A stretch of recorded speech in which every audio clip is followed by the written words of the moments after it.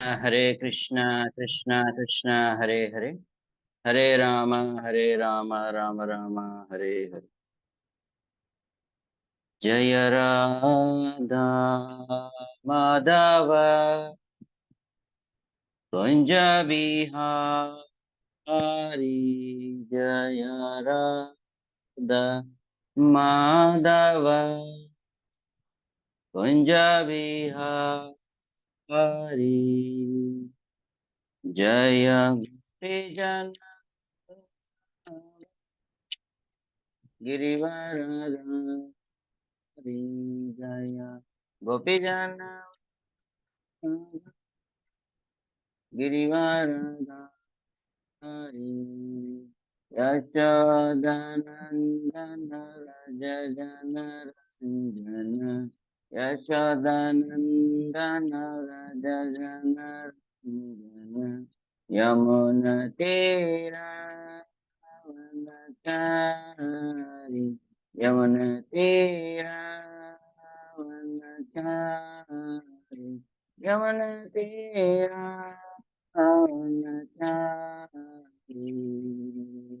जय राधा माधव जय कुंज बिहारी, जय राधा माधव जय कुंज बिहारी, जय गोपी जन वल्लभ गिरिवरधारी, जय गोपी जन वल्लभ गिरिवरधारी, यशोदानंदन व्रज जन रंजन, यशोदानंदन व्रज जन रंजन, यमुना तीरा वनचारी, यमुना तीरा वनचारी, यमुना तीरा वनचारी। जय राधा माधव जय कुंज बिहारी, जय राधा माधव जय कुंज बिहारी, जय श्री कृष्ण चैतन्य प्रभु नित्यानंद, श्री अद्वैत गदाधर श्रीवासादि गौरभक्तवृंद, जय श्री कृष्ण चैतन्य प्रभु नित्यानंद, श्री अद्वैत गदाधर श्रीवासादि गौरभक्तवृंद। हरे कृष्णा कृष्ण कृष्ण हरे हरे, हरे राम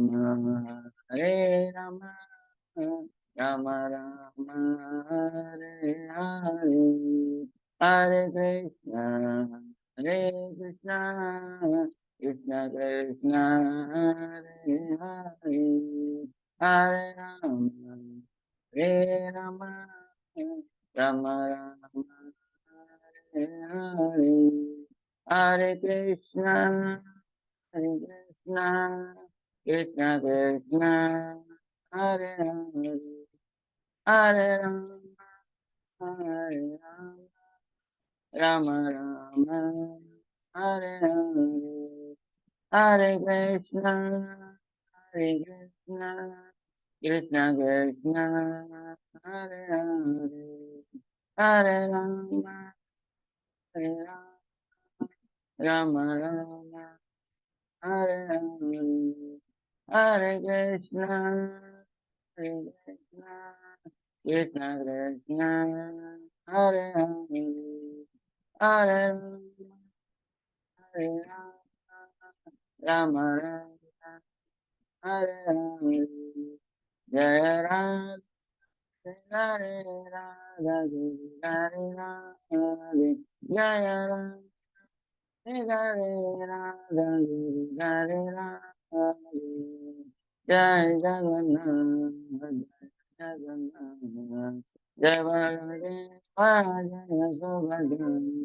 जय जगन्नाथ जय जगन्नाथ जय बलदेवा जय सुभद्रा गौरनिता गौरनिता गौरनिता जय गौरनिता गौरनिता गौरनिता गौरनिता जय गौरनिता जय जय Prabhupada, Prabhupada, Prabhupada, Prabhupada, Jaya Jaya Prabhupada, Prabhupada, Prabhupada, Prabhupada, Nitai Gaura Haribo, Haribo, Haribo, Nitai Gaura Haribo, Nitai Gaura Haribo, Haribo, Haribo, Haribo. जय श्री श्री राधा गिरिधारी भगवान की जय। श्री श्री जगन्नाथ बलदेव सुभद्रा मैया की जय। श्री श्री गौरनिताय की जय। जगत गुरु श्रील प्रभुपाद की जय। निताय गौर सीतानाथ प्रेमानंदे हरि हरि बोल। ओम नमो भगवते वासुदेवाय।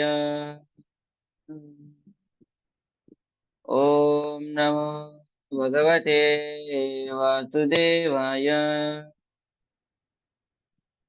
ओम नमो भगवते वासुदेवाय।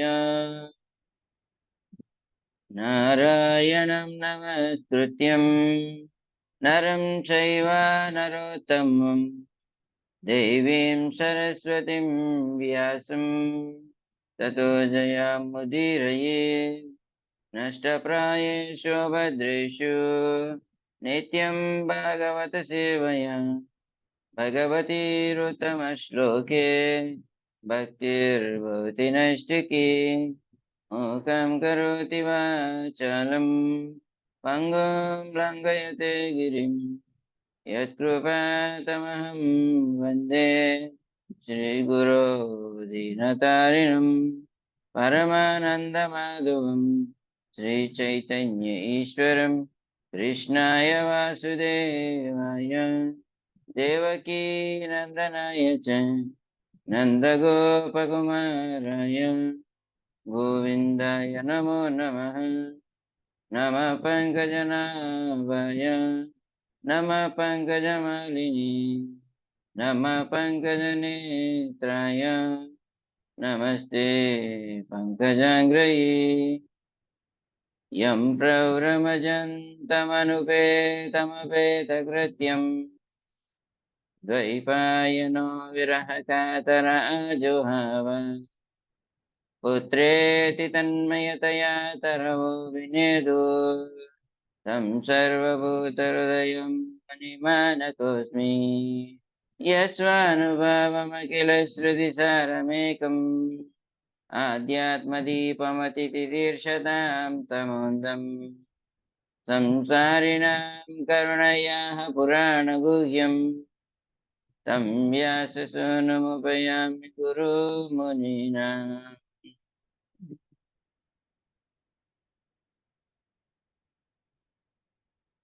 హరే కృష్ణ. భాగవత రత్నాకర తరగతి ఇచ్చేసిన భక్త బృందం అందరికీ కూడా స్వాగతం. అయితే భాగవతం సమస్తమైనటువంటి జీవులకు ఏ అసంతృప్తి అయితే కొరవడినదో, ఏ సంతృప్తి అయితే కొరవడినదో ఆ సంతృప్తిని అందించేటటువంటి విశేషమైనటువంటి గ్రంథం శ్రీమద్ భాగవతం. అయితే జీవులలో అసంతృప్తి తొలగించి సంతృప్తిని అందించేటటువంటి ఈ భాగవతంలో ఏముంది అని అంటే, ఈ భాగవతం పూర్ణంగా ఆ పరిపూర్ణుడైనటువంటి ఆ భగవంతుడి కృష్ణుని యొక్క దివ్యమైనటువంటి నామరూప గుణలీలలతో నిండి ఉంది. అందుకనే ఆరంభంలో ఉపోద్ఘాతం అందించే క్రమంలో శ్రీల ప్రభుపాదుల వారు ఒక అద్భుతమైనటువంటి విషయాన్ని ప్రస్తుతిస్తూ భాగవతాన్ని ఆరంభిస్తారు. ఏమిటి ఆ సందర్భం అని అంటే, తద్వాగ్ విసర్గో జనతాగ విప్లవో యస్మిన్ ప్రతిశ్లోకం అపద్యవత్యపి నామాన్యనంతస్య యశోంకితాని యత్ శృణ్వంతి గాయంతి గృణంతి సాధవః. భౌతిక జీవనం అనేటటువంటి తప్పుదారి పట్టి ప్రయాణిస్తున్నటువంటి జనుల జీవితాల్లో విప్లవాత్మకమైనటువంటి మార్పును తెచ్చేటటువంటిది ఈ శ్రీమద్ భాగవతం.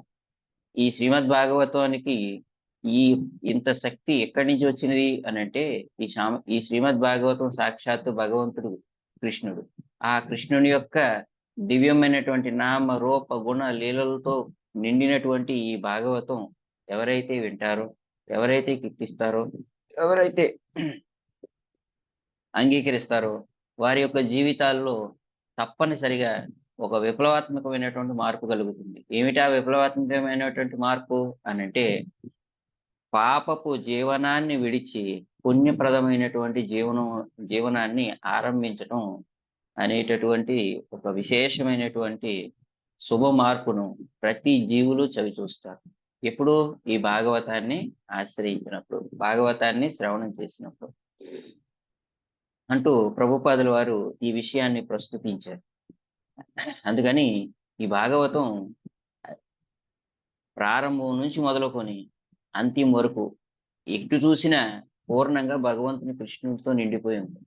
అందుకని ఈ భాగవతం మన జీవితానికి పూర్ణత్వాన్ని తెచ్చిపెడుతుంది అనడంలో ఎటువంటి సందేహం లేదు. శ్రీల వ్యాస మహర్షి అసంతృప్తితో ఉన్నటువంటి సమయమున తన యొక్క అసంతృప్తిని అంతటినీ కూడా తొలగిస్తూ సంతృప్తిని అందించేటటువంటి విశేషమైనటువంటి ఉపదేశాన్ని, భాగవతాన్ని రచించమని, వర్ణించమని తన ఆధ్యాత్మిక గురువు అయినటువంటి నారద మహర్షి చేసినటువంటి అద్భుత ఉపదేశం చేత వ్యాస మహర్షి భాగవతాన్ని రచించి పూర్ణమైనటువంటి సంతృప్తిని అందుకున్నాడు. అలా పూర్ణమైనటువంటి సంతృప్తిని అందించేటటువంటి భాగవతాన్ని రచించినటువంటి వ్యాస మహర్షికి నారదుడు చేసినటువంటి దివ్య ఉపదేశం కానీ లేకపోతే భాగవతం అనేటటువంటిది లేదు. అయితే ఆ నారద మహర్షి వ్యాసునికి చేసినటువంటి దివ్య ఉపదేశం ప్రథమ స్కందం 4, 5, 6 అధ్యాయాల్లో మనకు కనిపిస్తుంది. 4వ అధ్యాయం ఆ నారద మహర్షి వ్యాసునికి చేసినటువంటి ఉపదేశపు పరిచయం అయితే, 5వ అధ్యాయం ఉపదేశపు ప్రారంభం, 6వ అధ్యాయం ఆ ఉపదేశం యొక్క విస్తార రూపం.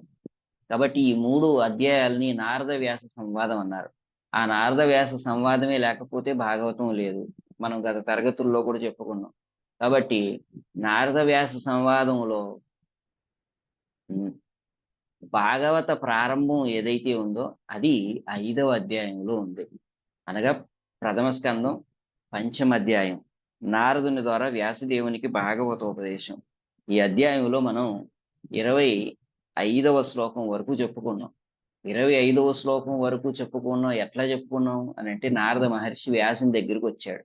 వ్యాసుని దగ్గరికి వచ్చి వ్యాసునితో అన్నాడు, నీ యొక్క ప్రయత్నం ఏదైతే ఉందో ఆ ప్రయత్నం వ్యర్థం అయిపోయింది నాయన అంటూ, నీ యొక్క సమస్తమైనటువంటి ప్రయత్నాలు సఫలం కావాలంటే నీవు కృష్ణుణ్ణి వర్ణించాలి అంటూ కృష్ణుణ్ణి వర్ణించమని, భాగవతాన్ని వర్ణించమని ఉపదేశం చేశారు. ఇలా ఉపదేశం చేసిన తర్వాత నారద మహర్షి వ్యాసునితో చెబుతున్నాడు. ఏమని? ఈ భాగవతం భక్తిని అందించేటటువంటిది. ఈ భక్తిని ఎంతో మంది అందుకున్నారు. నేను కూడా అలా భక్తిని పొందినటువంటి వారిలో నేను కూడా ఉన్నాను అంటూ తన యొక్క జీవిత చరిత్రను చెప్పడం ప్రారంభం చేశారు. అలా చెప్తూ, నేను ఒకసారి భక్తి వేదాంతులకి సేవ చేయటానికి నియుక్తం చేయబడ్డాను. అలా సేవ చేయడానికి నియుక్తం చేయబడి వారి యొక్క కృపా దృష్టికి పాత్రుడనై ఇంద్రియ నిగ్రహాన్ని అందుకున్నాను. అల్ప భాషి అయ్యాను. తక్కువగా అన్యమైనటువంటి వ్యర్థ ప్రలాపనలు ఏవైతే ఉన్నాయో వాటిని అన్నింటినీ విడిచిపెట్టేశాను. ఇట్లా విడిచిపెట్టేసి పూర్ణమైన హృదయాన్ని పవిత్రం గావించుకున్నాను అని చెబుతూ, ఆ ఋషుల యొక్క ఉచ్చిష్టను కూడా అందుకున్నాను నేను. ఆ ఋషుల యొక్క ఉచ్చిష్టను అనగా మహాప్రసాదాన్ని నేను స్వీకరించి ఆరగించి నా యొక్క అంతఃకరణాన్ని శుద్ధి గావించుకొని ఆ కృష్ణుని యొక్క దివ్యమైనటువంటి లీలల పట్ల మరింత ఆకర్షితుడయ్యాను. నాకు రుచి కలిగినది, వినాలి అనేటటువంటి ఒక రుచి ఏర్పడింది. ఆసక్తి, రుచి, శ్రద్ధ, సాధుసంగ, భజన క్రియ, అనర్థ నివృత్తి, నిష్ఠ, రుచి, ఆసక్తి, భావ, ప్రేమ అని 9 దశలున్నాయి.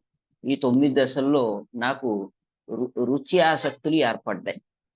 నిరంతరంగా ఆ కృష్ణుడి గురించి మళ్ళీ మళ్ళీ ఎప్పుడు వినాలా, ఎప్పుడు వినాలా అని ఎదురు చూస్తున్నాను. అంటూ భక్తుల యొక్క మహాప్రసాదం స్వీకరించడం వలన ఆ కృష్ణుని యొక్క కథల పట్ల రుచి ఏర్పడినది అని గత శ్లోకంలో చెప్పారు. చెప్పి ఇప్పుడు 26వ శ్లోకంలో ఆ ఏర్పడినటువంటి రుచి ఎలా కొనసాగించబడింది, ఎందుకు ఆ రుచి ఏర్పడినది అనేటటువంటి విషయాన్ని 26వ శ్లోకంలో ప్రస్తుతిస్తూ, తర్వాత ప్రతిదినం తత్రాన్వహం కృష్ణ కథ ప్రగాయతం, ఆ భక్తి వేదాంతులు ఆ కృష్ణుని గురించి వర్ణన చేస్తూ ఉన్నారు.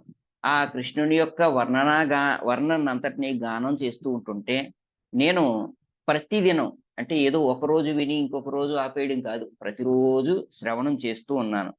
అనుగ్రహేణ, ఎందుకు ఎలా వింటున్నాను? అనుగ్రహేణ శృణవం మనోహర, ఆ ఋషుల యొక్క నిర్హేతుకమైనటువంటి కరుణ చేత శ్రవణం చేస్తూ ఉన్నాను. ఇలా శ్రవణం చేస్తూ నేను ఆకర్షించబడ్డాను. మనోహర, దేని పట్ల ఆకర్షించబడ్డాను? ఆ కృష్ణుని యొక్క లీలల పట్ల ఆకర్షించబడ్డాను. ఎందుకు ఆకర్షించబడ్డాను? తాహ శ్రద్ధయా మేను పదం విశృణ్వత, శ్రద్ధాపూరితమైనటువంటి శ్రవణం చేశాను. శ్రద్ధాపూరితమైనటువంటి శ్రవణం ద్వారా నాకున్నటువంటి శ్రద్ధ ఏదైతే ఉందో, అంటే గతమునందు ఆ ఋషుల యొక్క మహాప్రసాదం స్వీకరించగా ఏర్పడినటువంటి రుచి ఉంది కదా, ఆ రుచి అడుగడుగునా పెరిగింది. అంటే ఇంకా పెరిగింది. ఎందుకు పెరిగింది? ఏం వింటే పెరిగింది? ఎన్నో మాటలున్నాయి ఈ ప్రపంచంలో. ఆ మాటలన్నీ వినటం వలన నాకు రుచి పెరిగినదా? కాదు, కాదు. ప్రియశ్రవస్యంగా మమాభవాదృచి. ఏం విన్నాను అంటే, ఓ వ్యాసదేవ, ఆ దేవదేవుడైనటువంటి కృష్ణుని గురించి నేను విన్నాను. ఆ కృష్ణుని గురించి నేను వింటూ వింటూ నేను ఆ కృష్ణుని యొక్క కథల పట్ల మరింత ఆకర్షితుడినై ఆ కృష్ణుని యొక్క కథల్ని వినాలి అనేటటువంటి ఒక ఇష్టం ఏర్పడింది. ఒక మాటలో చెప్పాలంటే కృష్ణుడంటే ఇష్టం ఏర్పడినది. ఆ కృష్ణుని యొక్క ప్రేమ మత్తులో నేను పడ్డాను. ఆ కృష్ణుణ్ణి ప్రేమించేటటువంటి స్థితిలో నేను రుచిని పొందాను. కృష్ణుణ్ణి పొందాలి అనేటటువంటి ఒక ఆతృత నాకు ఏర్పడినది అంటూ నారద మహర్షి 26వ శ్లోకాన్ని చెప్పారు. తత్రన్వహం కృష్ణ కథా ప్రగాయతాం అనుగ్రహేణ శ్రణవం మనోహర శ్రద్ధయా మేను పదం విశృణ్వతః ప్రియశ్రవస్యంగమమ భవాదృచిః తత్రన్వహం కృష్ణ కథా ప్రగాయతాం అనుగ్రహేణ శృణవం మనోహర శ్రద్ధయా మేను పదం విశృణ్వతః ప్రియశ్రవస్యంగమమ భవాదృచిః తత్రాన్వహం కృష్ణ కథా ప్రగాయతాం అనుగ్రహేణ శృణవం మనోహర శ్రద్ధయా మేను పదం విశృణ్వతః ప్రియశ్రవస్యంగమమ భవాదృచిః. తత్రానహం కృష్ణ కథా ప్రగాయతం. తర్వాత నేను ప్రతిదినం, ఏ తర్వాత ఆ ఆ యొక్క భక్తి వేదాంతుల యొక్క మహాప్రసాదం నేను స్వీకరించిన తర్వాత నా అంతఃకరణ పవిత్రమైంది. పవిత్రమైన తర్వాత ఆ కృష్ణుని యొక్క కథల పట్ల నాకు ఆకర్షణ ఏర్పడింది, రుచి ఏర్పడింది, ఆ కృష్ణుని యొక్క కథలు వినాలి అని. ఆ తర్వాత నేను ప్రతిదినం కృష్ణుని యొక్క లీలాగానాన్ని వారి యొక్క నిర్హేతుక కరుణ చేత శ్రవణం చేస్తూ ఉన్నాను. ఇలా శ్రవణం చేస్తూ అనుగ్రహేణ శ్రణవం మనోహర, అలా శ్రవణం చేస్తూ మరింత ఆకర్షించబడ్డాను. తాశ్రద్ధయామేను పదం విశృణ్వత, ఆ కృష్ణుని పట్ల నాకున్నటువంటి రుచి నేను చేసినటువంటి శ్రద్ధాపూరితమైనటువంటి శ్రవణం ద్వారా మరింత మరింత పెరిగింది, అడుగడుగునా పెరిగింది. అనుపదం విశృణ్వత,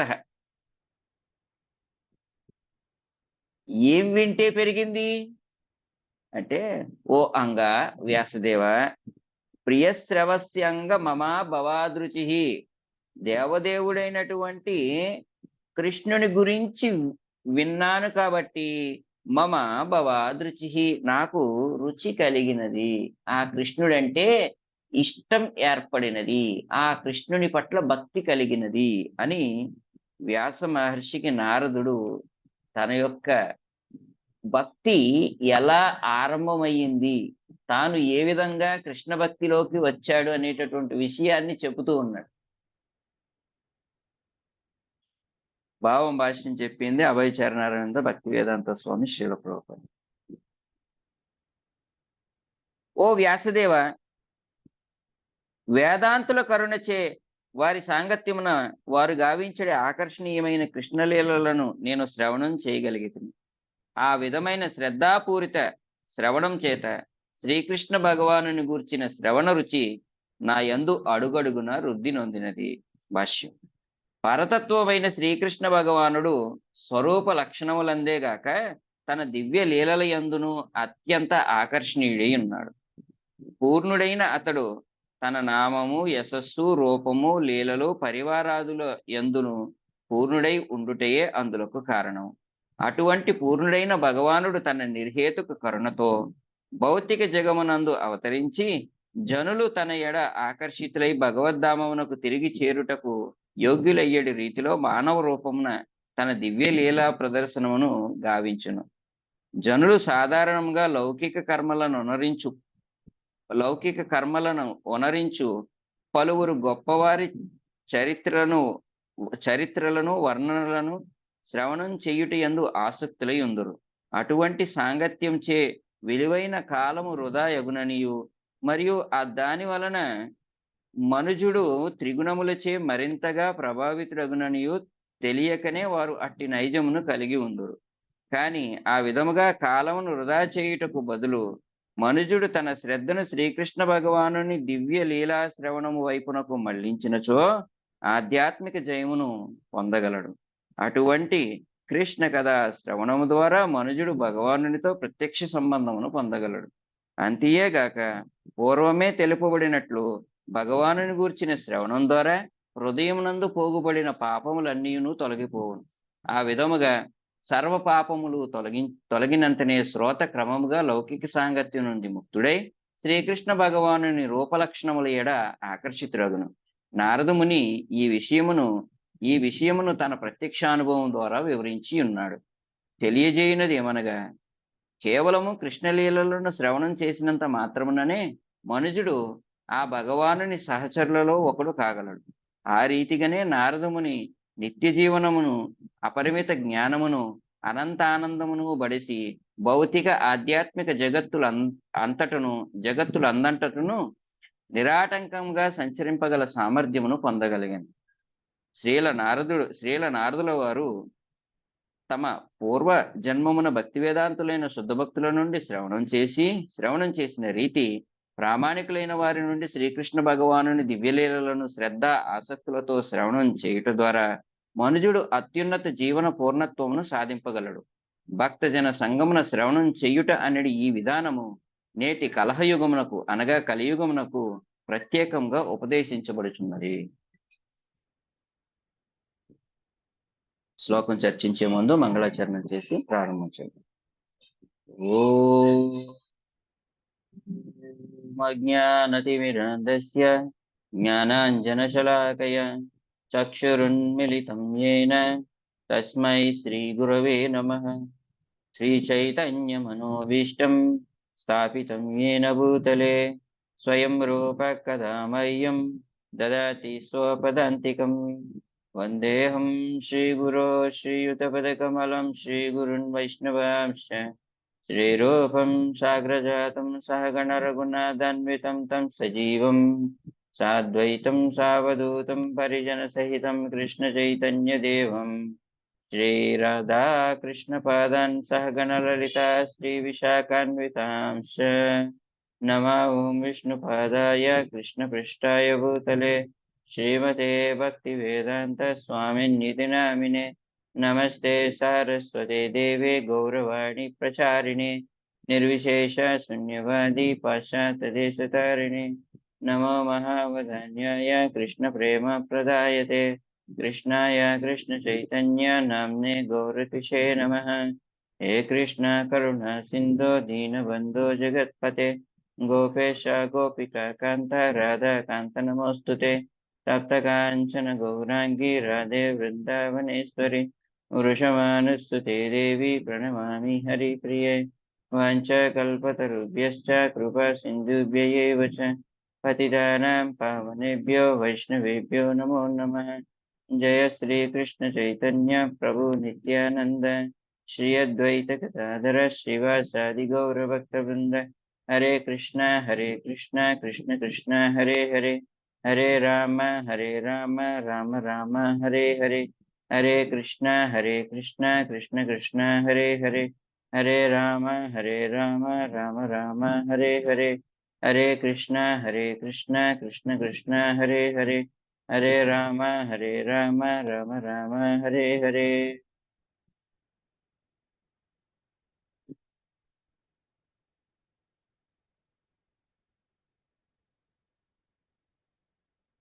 హరే కృష్ణ. శ్రీమద్ భాగవతం ప్రథమ స్కందం పంచమాధ్యాయం. నారదుని ద్వారా వ్యాసదేవునికి భాగవతోపదేశం. 26వ శ్లోకం. తత్రాన్వహం కృష్ణ కథా ప్రగాయతం అనుగ్రహేణ శృణవం మనోహరాః తాశ్రద్ధయా మేనుపదం విశృణ్వతః ప్రియస్రవస్య అంగ మమా భవాదృచిః. ఓ వ్యాసదేవ, ఆ వేదాంతుల కరుణచే వారి సాంగత్యమున వారు గావించడే ఆకర్షణీయమైన కృష్ణలీలలను నేను శ్రవణం చేయగలిగితిని.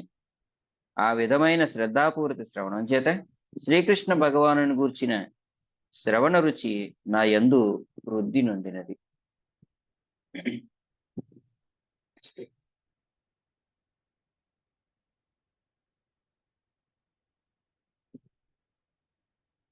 భక్తిలో ప్రగతి సాధించేటటువంటి క్రమాన్ని చాలా అద్భుతంగా నారద మహర్షి వ్యాసునికి ఉపదేశం చేస్తూ మనందరికీ భక్తిలో ప్రగతి సాధించేటటువంటి విధానాలని నేర్పిస్తున్నారు, బోధిస్తున్నారు.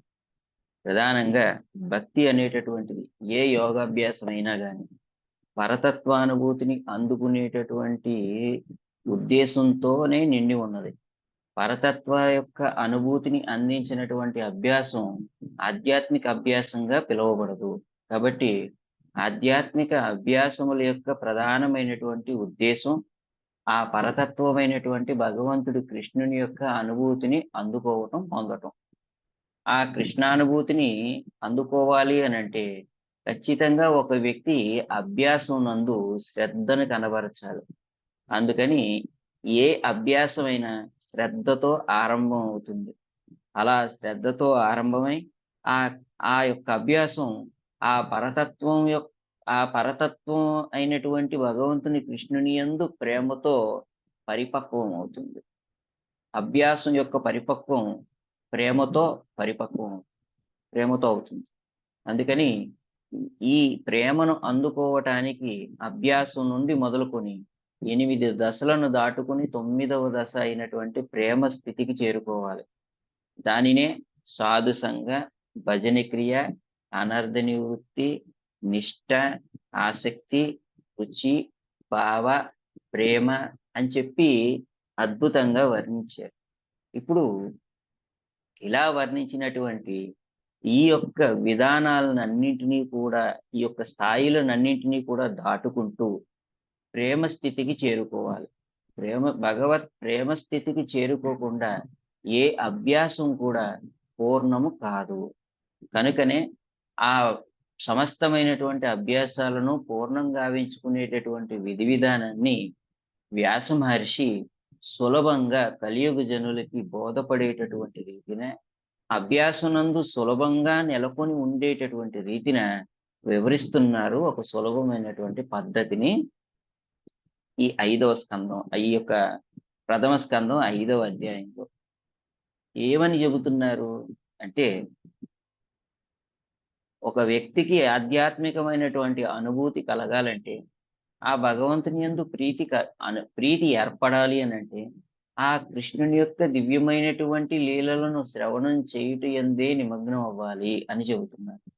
ఈ ప్రపంచంలో ఎన్నో రకములైనటువంటి అభ్యాసములు ఉంటే కూడా, అభ్యాసములన్నింటికంటే కూడా సర్వోత్కృష్టమైనది ఆ ఆ భగవంతునికి, కృష్ణునికి చేసేటటువంటి భక్తియుత సేవ.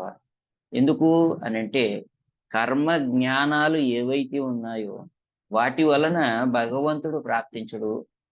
భగవంతుని యొక్క పూర్ణమైనటువంటి అనుభూతి ఎవరైనా పొందాలంటే, భక్త్యామాం అభిజానాతి యావాన్ యశ్చాస్మి తత్వతః అని భగవంతుడు కృష్ణుడు గీతాచార్యుడు చెప్పినట్టు, భక్తి ద్వారా తాను లభిస్తాడు. భక్తి ద్వారానే తాను లభిస్తాడు తప్ప భక్త్యా త్వనన్యయా శక్యః. భక్తి ద్వారానే తాను లభిస్తానని చెప్పిన తర్వాత ఇక అన్యమైనటువంటి విధానాన్ని అవలంబించేటటువంటి వారు బుద్ధిహీనులే అవుతారు గాని బుద్ధిమంతులు కారు. కనుక ఆ బుద్ధిమంత మార్గం ఏదైతే ఉందో, మేధస మార్గం ఏదైతే ఉందో అది భక్తిగా చెప్పబడింది. అటువంటి భక్తిని ఎవరైనా ఆరంభించాలి అనంటే శ్రద్ధతో ఆరంభించాలి.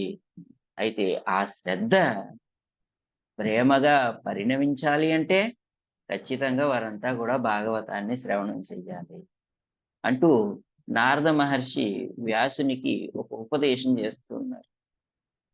వ్యాసుని ద్వారా మనందరికీ ఉపదేశం చేస్తున్నారు. ఈ సందర్భం చూస్తూ ఉంటే అసంతృప్తితో ఉన్నటువంటి వ్యాసునికి నారద మహర్షి చేసినటువంటి ఒక పరిపూర్ణమైనటువంటి ఉపదేశపు సందర్భాన్ని గమనిస్తే మాకు చైతన్య మహాప్రభు యొక్క దివ్యలీలల్లో దివ్యలీలల్ని 3 భాగాలుగా విభజించారు. ఆదిలీల, మధ్యలీల, అంత్యలీల అని. ఆ ఆ లీలల్లో అంత్యలీలల్లో చైతన్య మహాప్రభు చేసినటువంటి ఒక అద్భుతమైనటువంటి ఉపదేశం ఈ సందర్భంలో గుర్తొస్తుంది. చైతన్య మహాప్రభు అంత్యలీలలు అంటే ఈ ధరిత్రిపై అవతరించి తాను ఆధ్యాత్మిక జగత్తుకి తిరిగి మరలా వెళ్ళిపోయేటటువంటి సమయంలో చేసినటువంటి లీలల్ని అంత్యలీలలు అన్నారు. ఆ అంత్యలీలల సమయంలో దేవానంద పండిట్ని కలిశారు. దేవానంద పండిట్టు చైతన్య మహాప్రభుని కలిసి చైతన్య మహాప్రభుతో అంటున్నారు. ఏమని అనంటే, మహాప్రభు, నన్ను అందరూ కూడా పండితుడు అని చెప్పి సంబోధిస్తూ ఉన్నారు. పండితుడు అనంటే జ్ఞానం కలిగినటువంటి వాడు. ఏ విషయాన్నైనా ఆసువుగా వర్ణించగలడు అని చెప్పి అందరూ గొప్ప గొప్పగా చెప్పుకుంటున్నారు. అయితే నేను చదవనటువంటి పుస్తకం లేదు, చూడనటువంటి గ్రంథం లేదు. అన్నింటినీ నేను చదివాను. అయితే మీరు మీ యొక్క అనుభవంతో నాకు ఒక ఉపదేశం చెయ్యండి.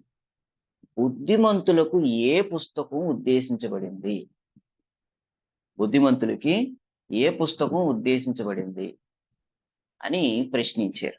తర్వాత ఆ పుస్తకం ఏదైతే ఉందో దానిని నేను చక్కగా అధ్యయనం చేసి దానిని నేను ఏ విధంగా జనులందరికీ బోధించాలి అది కూడా నాకు తెలియచెప్పండి అని అన్నారు. ఈ ప్రశ్న విన్న తర్వాత చైతన్య మహాప్రభు, ఓ బ్రాహ్మణోత్తమ, చాలా చక్కని ప్రశ్న వేశావు. కాబట్టి నేను చెప్పేది ఒక్కసారి ఆలకించు. సున విప్ర, ఓ బ్రాహ్మణుడా, నేను చెప్పేది విను. సున విప్ర భాగవత వాకానీబ భక్తి విన ఆరకిచు ముఖేన అనిబా. ఓ బ్రాహ్మణ, నేను చెబుతున్నటువంటిది చక్కగా ఆలకించు. భక్తిని ఉపదేశించేటటువంటి భాగవతం ఉండగా భక్తి విన అరకిచు ముఖేన అనివ భాగవతే ఏ వాకానివ. భక్తిని అందించేటటువంటి భాగవతం ఉండగా ఇంకొక పుస్తకం ఎందుకు నాయన? భక్తిని అందించేటటువంటి పుస్తకమే సర్వోత్కృష్టమైనటువంటి పుస్తకం. ఆ పుస్తకమే బుద్ధిమంతులకు ఉద్దేశించబడింది. ఇంకా కొత్తగా ఏదో వర్ణించాలని, ఏదో తెలుసుకోవాలని ప్రయత్నం ఎందుకు నాయన చేయడం అంటూ సున్నా విప్రభాగవతే ఏ వాకానిబా భక్తి వినా ఆరకిచు ముఖేన అనిబా. ఇక ఏ పుస్తకం అవసరం లేదు నాయన, ఇక ఏమీ వర్ణించక్కర్లేదు. భక్తిని అందించేటటువంటి భాగవతాన్ని వర్ణించాలంతే, ఆ పుస్తకాన్ని వర్ణించాలి. ఆ పుస్తకంలో ఏముందంటావా? ఆది మధ్య అంత్యే భాగవతే ఏకయ విష్ణు భక్తి నిత్య సిద్ధ అక్షయ అవ్యయ. ఆ కృష్ణ భక్తి, విష్ణు భక్తి నిత్యమైనటువంటిది, అక్షయమైనటువంటిది, అది క్షయం కానటువంటిది, నశింపు లేనటువంటిది, అవ్యయ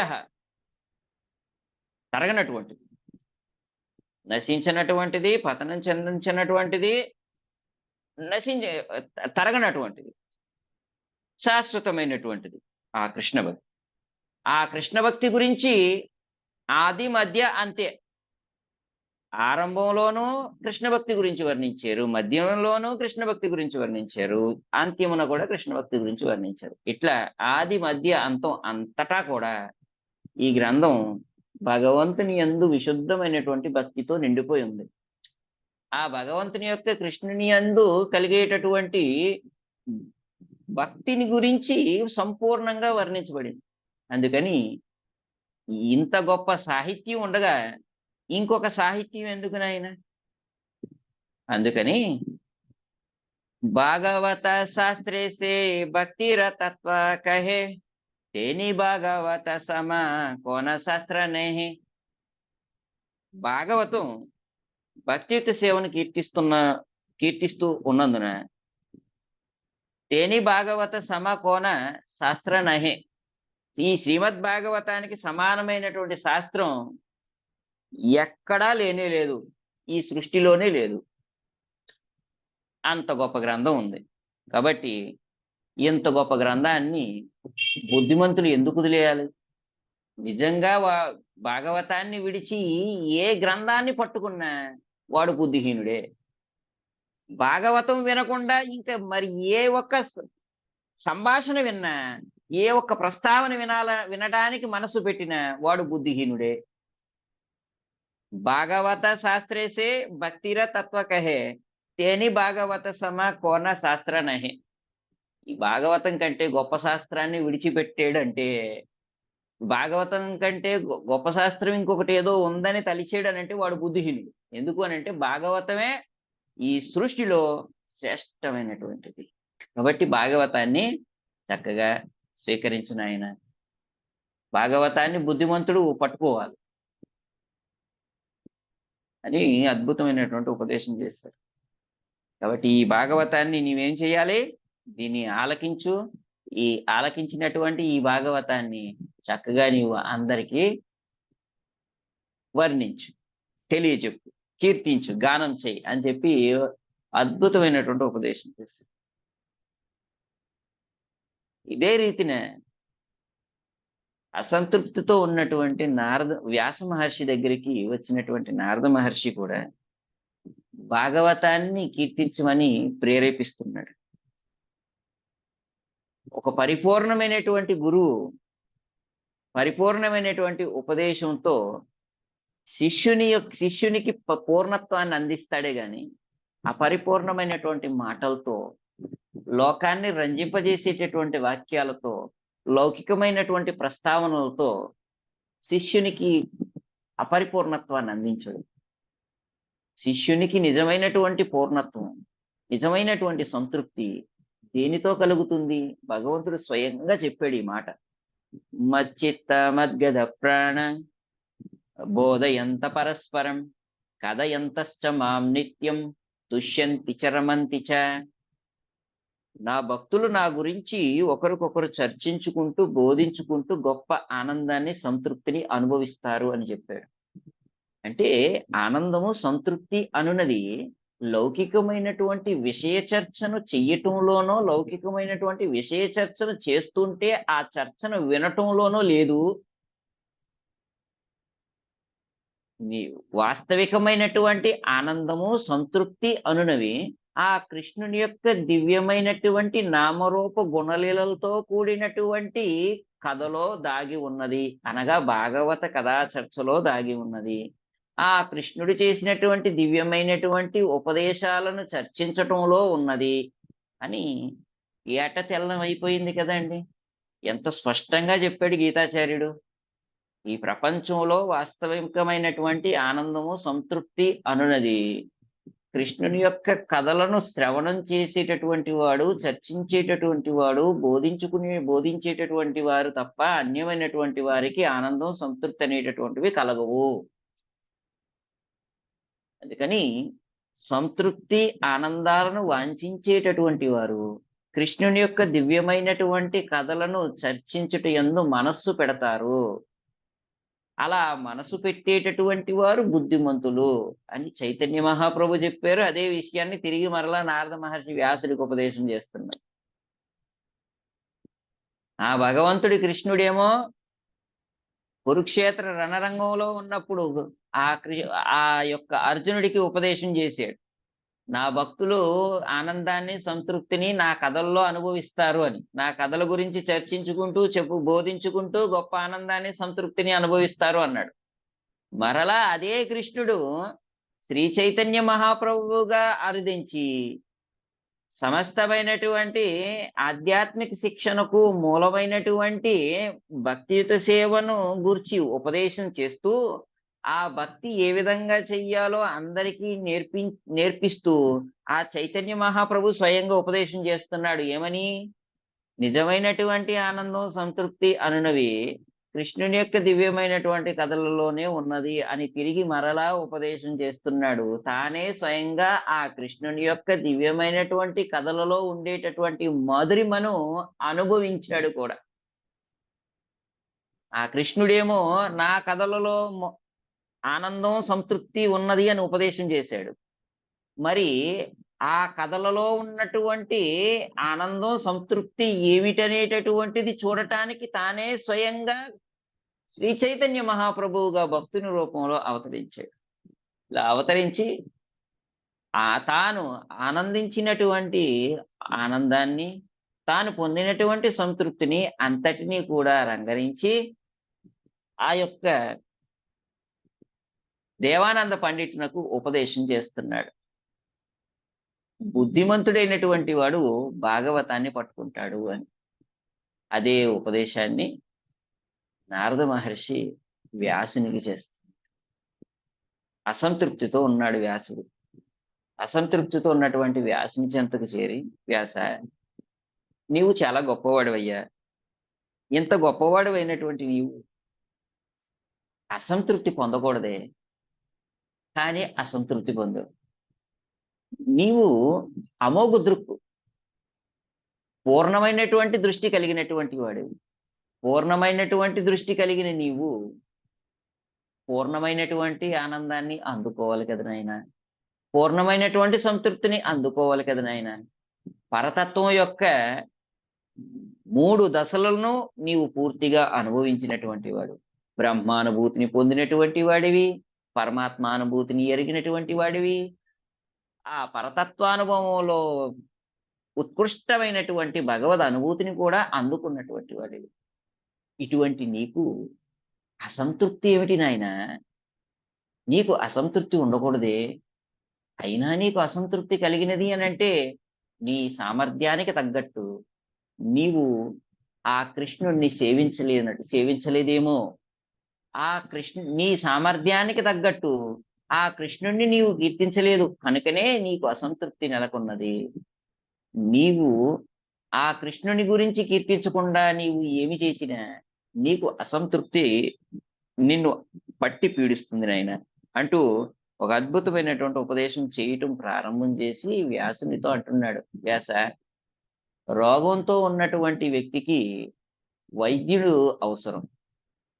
ఆ రోగగ్రస్తుడైనటువంటి వ్యక్తి వైద్యుడిని సమీపించినప్పుడు వైద్యుడి గాని చక్కటి వైద్యం గాని అందించకపోతే రోగి రోగంతోనే ఉంటాడు గాని ఆరోగ్యకరమైనటువంటి స్థితి పొందలేడు. ఒక వ్యక్తి చక్కెర వ్యాధితో బాధపడుతున్నాడు.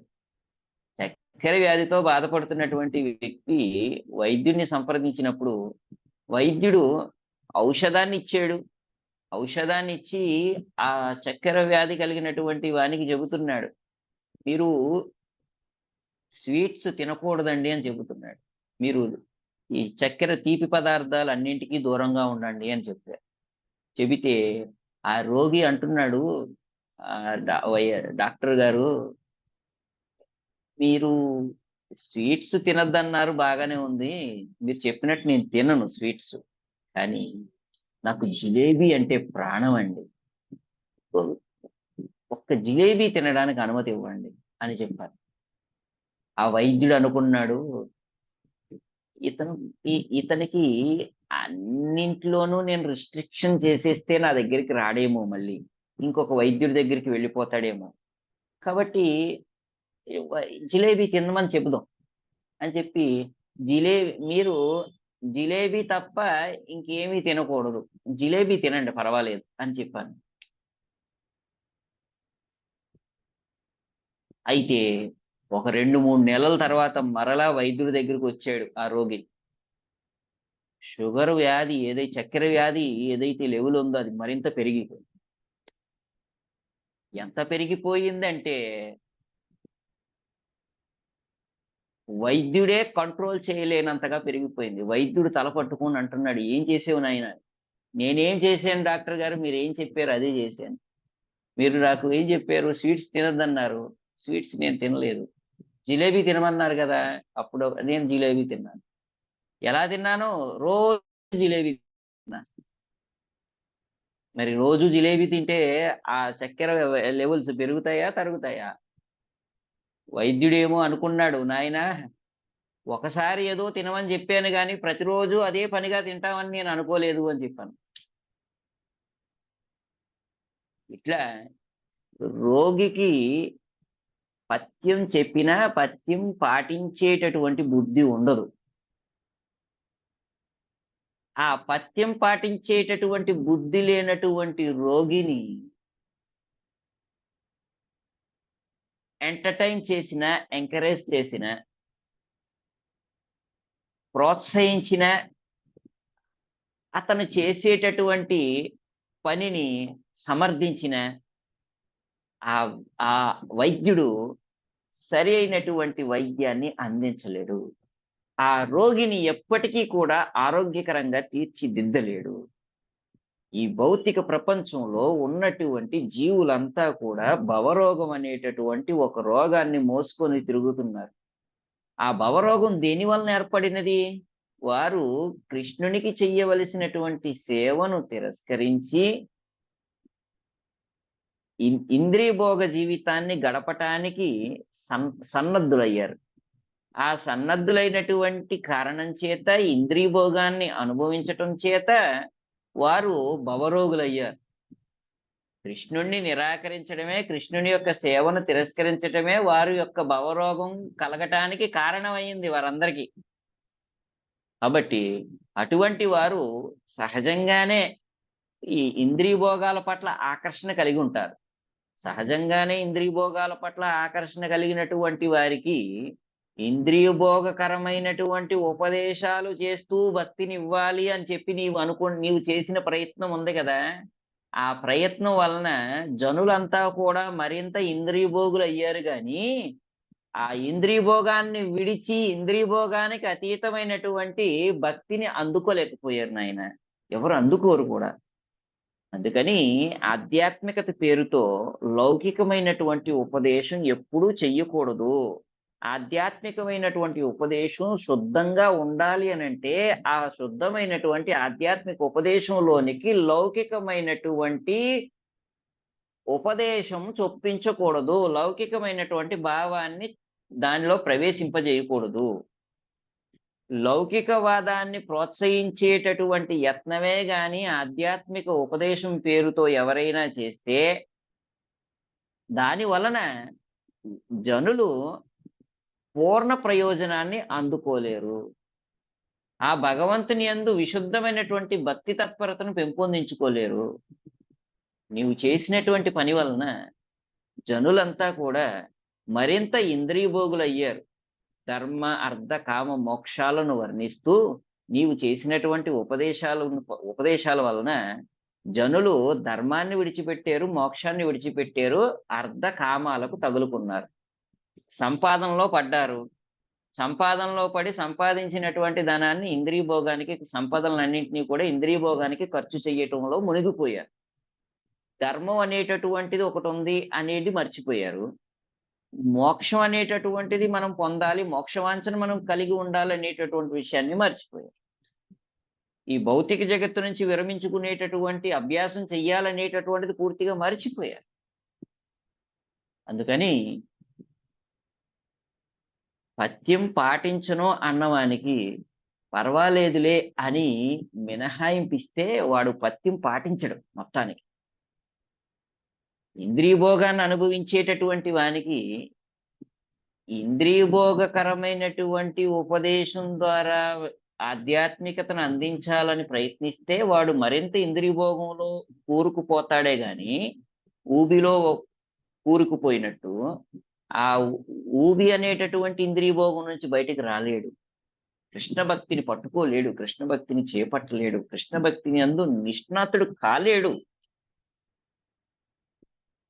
కాబట్టి ఉపదేశం శుద్ధంగా ఉండాలి. అలా కృష్ణుని యొక్క దివ్యమైనటువంటి నామరూప గుణలీలను కీర్తించటంలో నీవు ఎక్స్పర్ట్వి, నీవు నిపుణుడివి. అమోఘ దృక్కు పూర్ణమైనటువంటి దృష్టి కలిగినటువంటి వాడు. ఆ పూర్ణ దృష్టిని కలిగిన నీవు పూర్ణ దృష్టిని ప్రసాదించగలవు కూడా అందరికీ. మరి నీవు కలిగినటువంటి పూర్ణ దృష్టిని అందరికీ ఎందుకు అందించలేదు నాయనా? జుగుప్సితం, నీవు చేసినటువంటి పనిని నేను ప్రశంసించలేను నాయన అంటూ శిష్యుడైనటువంటి వ్యాసుని మందలిస్తున్నాడు. మందలించి నీవు పూర్ణ దృష్టి కలిగిన వాడివి, నీవు అవతరించినదే ఆ కృష్ణుని యొక్క దివ్యమైనటువంటి లీలల్ని వర్ణించి జనులందరినీ కూడా కృష్ణ భక్తిలో నింపి వెయ్యాలి. కృష్ణ భక్తియుతుల్ని కృష్ణ భక్తి భావనాయుతులుగా మార్చటానికి నీవు ఈ భౌతిక జగత్తులోకి అజహ జన్మరహితుడవైనా జన్మించవు, జన్మ తీసుకున్నావు, నీవు అవతరించావు.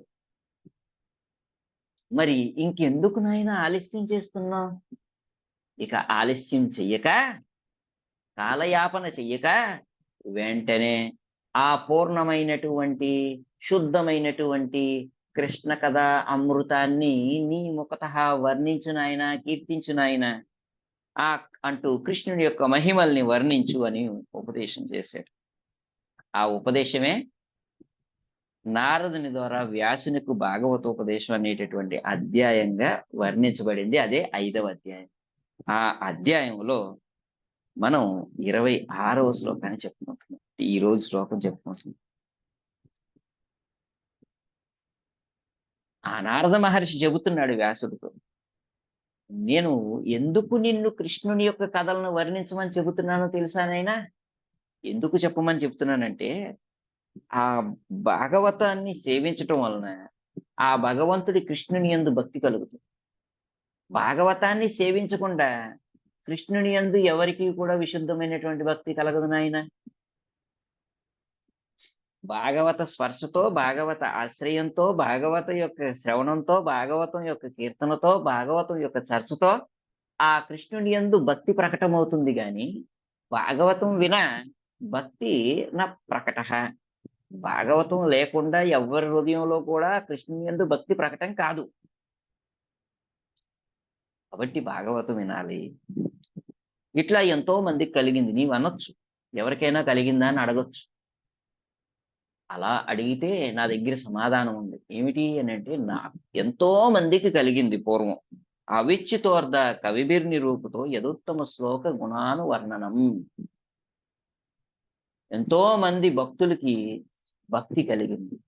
ఈ కృష్ణుని యొక్క కథలను శ్రవణం చేసి, కృష్ణుని యొక్క కథలను వర్ణించి, కృష్ణుని యొక్క కథలను గానం చేసి భక్తిని పొందారు.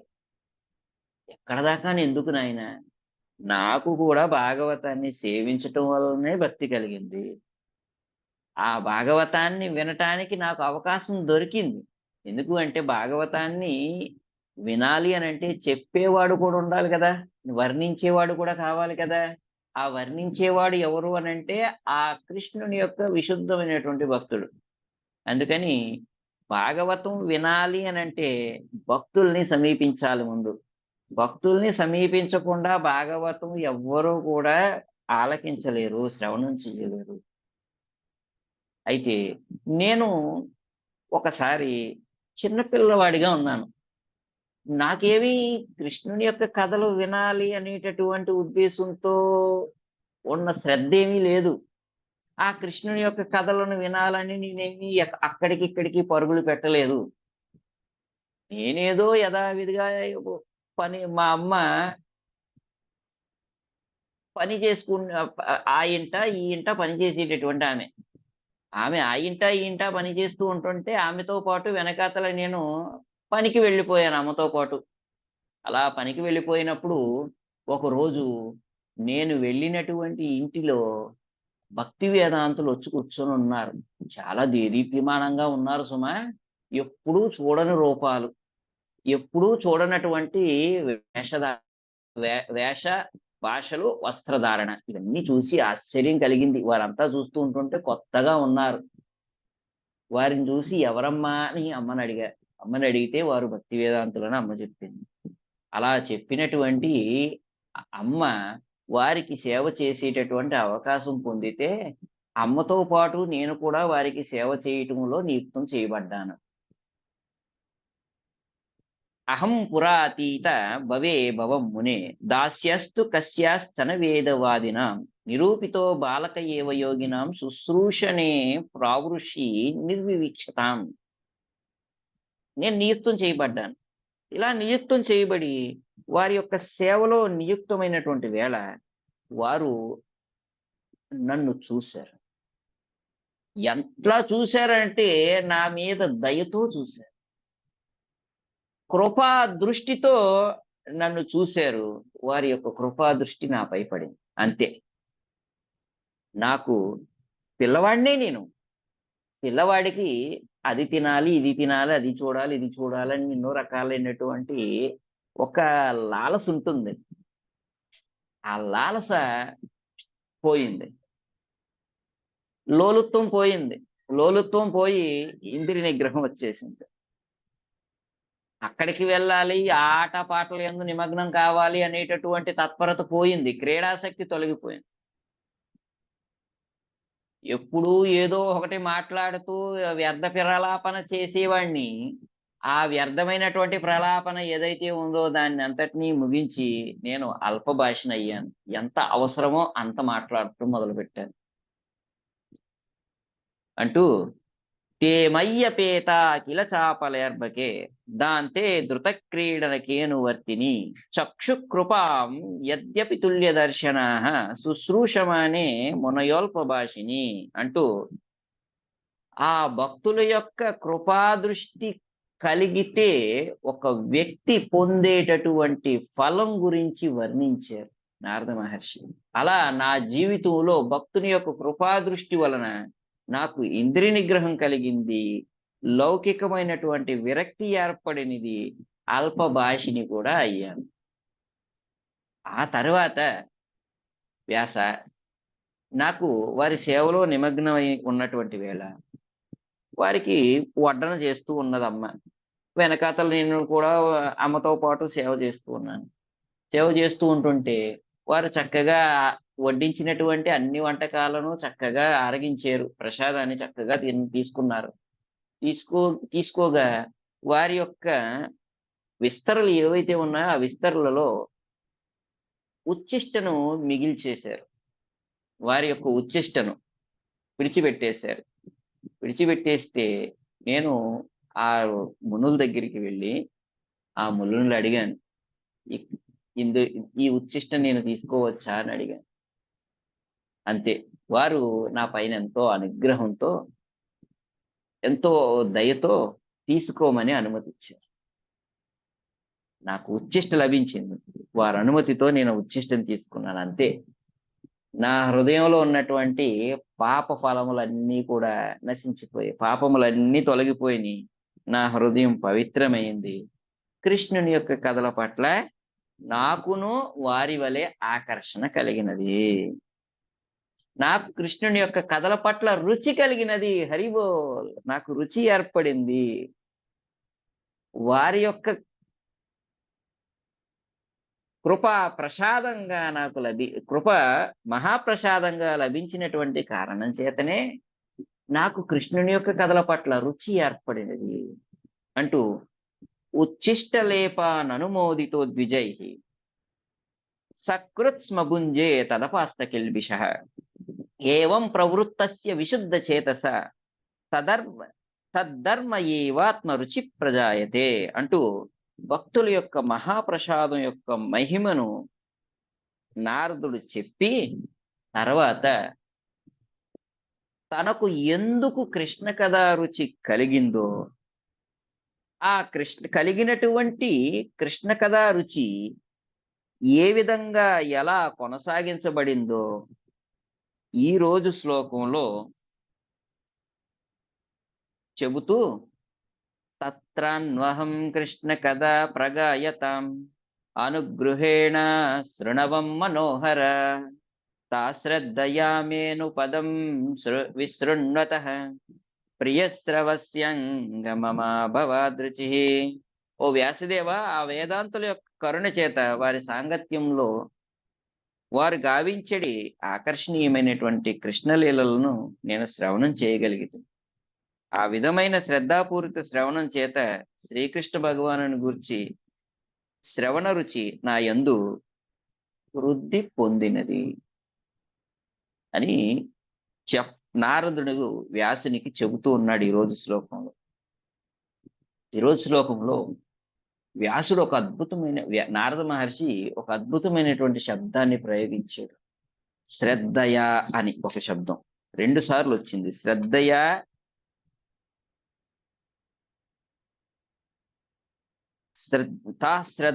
మేను పదం విశృణ్వత అని అన్నారు. శ్రద్ధయ ఈ శబ్దం చాలా చాలా ముఖ్యమైనటువంటి. ఈ ప్రపంచంలో అందరికీ శ్రద్ధ ఉంటుంది. శ్రద్ధ అని అంటే సంస్కృతంలో ప్రాప్యతొరహ అని ఒక అర్థం. ప్రాప్యతొర అంటే ఏమిటి? పొందవలననేటటువంటి ఒక తొందర హృదయంలో ఉంటుందంట. ఈ త్వర అందరి హృదయంలోనూ ఉంది. ఈ శ్రద్ధ జీవులందరిలోనే ఉంది. కానీ ఉండకూడనటువంటి దాని యందు ఉన్నది. లౌకికమైనటువంటి జీవనం పైన ఉన్నది. లౌకికమైనటువంటి జీవనం అనంటే బాహ్యమైనటువంటి ఆచ్ఛాదనంతో కూడినది. బాహ్య సుఖం, ఇంద్రియ సుఖం. ఆత్మసుఖం కాదది. బాహ్య సుఖం, తుచ్చమైన సుఖం, అల్పమైన సుఖం, న్యూనమైనటువంటి సుఖం. ఆ న్యూనమైనటువంటి అల్పమైనటువంటి లౌకిక సుఖం పైన శ్రద్ధ ఉన్నది. ఎలాగైనా పొందాలి అనేటటువంటి ఒక ఒక తొందర ఉన్నది జనులలో. ఆ తొందరతో ఆ శ్రద్ధను లౌకికమైనటువంటి విషయముల పట్ల నియుక్తం చేసి కాలాన్ని వృధాగా గడుపుతున్నారు. కొంతమందికి రకరకాలైనటువంటివి చూడాలనేటటువంటి శ్రద్ధ, కొంతమందికి రకరకాలైనటువంటి ఆహార పదార్థాలు రుచి చూడాలనే శ్రద్ధ, ఇంకొంతమందికి రకరకాలైనటువంటి స్పర్శలు పొందాలనేటటువంటి శ్రద్ధ, ఇంకొకరికి రకరకాలైనటువంటి శబ్దాలు ఆలకించాలనేటటువంటి శ్రద్ధ, ఇంకొకరికి రకరకాలైనటువంటి సుగంధాలను ఆస్వాదించాలనేటటువంటి శ్రద్ధ. ఇట్లా అందరికీ కూడా వివిధమైనటువంటి శ్రద్ధలు ఉన్నాయి. ఈరోజు వర్ణించినటువంటి శ్రద్ధ శబ్ద, రూప, గంధ, రుచి, స్పర్శ అనేటటువంటి ఇంద్రియార్థములలో శబ్దం పైన ఉన్నటువంటి శ్రద్ధ గురించి మాట్లాడుతున్నారు. రకరకాలైనటువంటి లౌకికమైనటువంటి సంగీతాన్ని వినటంలో శ్రద్ధ ఉన్నది ఈ జనులకు. ఆ శ్రద్ధనంతటినీ కూడా లౌకికమైనటువంటి శబ్దాలను వినటంలో ఖర్చు చేసి కాలాన్ని వృధాగా గడుపుతున్నారు. వాస్తవికమైనటువంటి విషయం ఏమిటి అంటే, జీవులందరికీ కూడా ఉండవలసినటువంటి శ్రద్ధ కృష్ణుని యొక్క దివ్యమైనటువంటి కథల యందు ఉండాలి. ఎందుకు అంటే, జీవులంతా కూడా కృష్ణుని యొక్క శాశ్వతమైనటువంటి అంశాలు. ఆ కృష్ణుని యొక్క శాశ్వతమైనటువంటి అంశాలైనటువంటి జీవులు ఆ కృష్ణుని గురించి వింటూ ఉంటేనే వారు ఆనందంగా ఉండగలరు, సంతృప్తిగా ఉండగలరు. ఆ కృష్ణుని గురించి వినకుండా, ఆ కృష్ణుని గురించి వినటంలో శ్రద్ధను కనబరచకుండా ఎవ్వరూ కూడా సంతృప్తిని, ఆనందాన్ని అనుభవించలేరు. ఇదే విషయాన్ని గీతాచార్యుడు స్పష్టంగా చెబుతూ ఆయన అంటాడు, మమైవాంశో జీవలోకే జీవభూత సనాతనః మనస్సష్టానింద్రియాణి ప్రకృతిస్థాని కర్షతి. జీవులంతా కూడా నా యొక్క శాశ్వతమైనటువంటి అంశాలు. మమైవంశో జీవలోకే జీవభూత సనాతనః, నా శాశ్వతమైనటువంటి అంశాలైనటువంటి జీవులు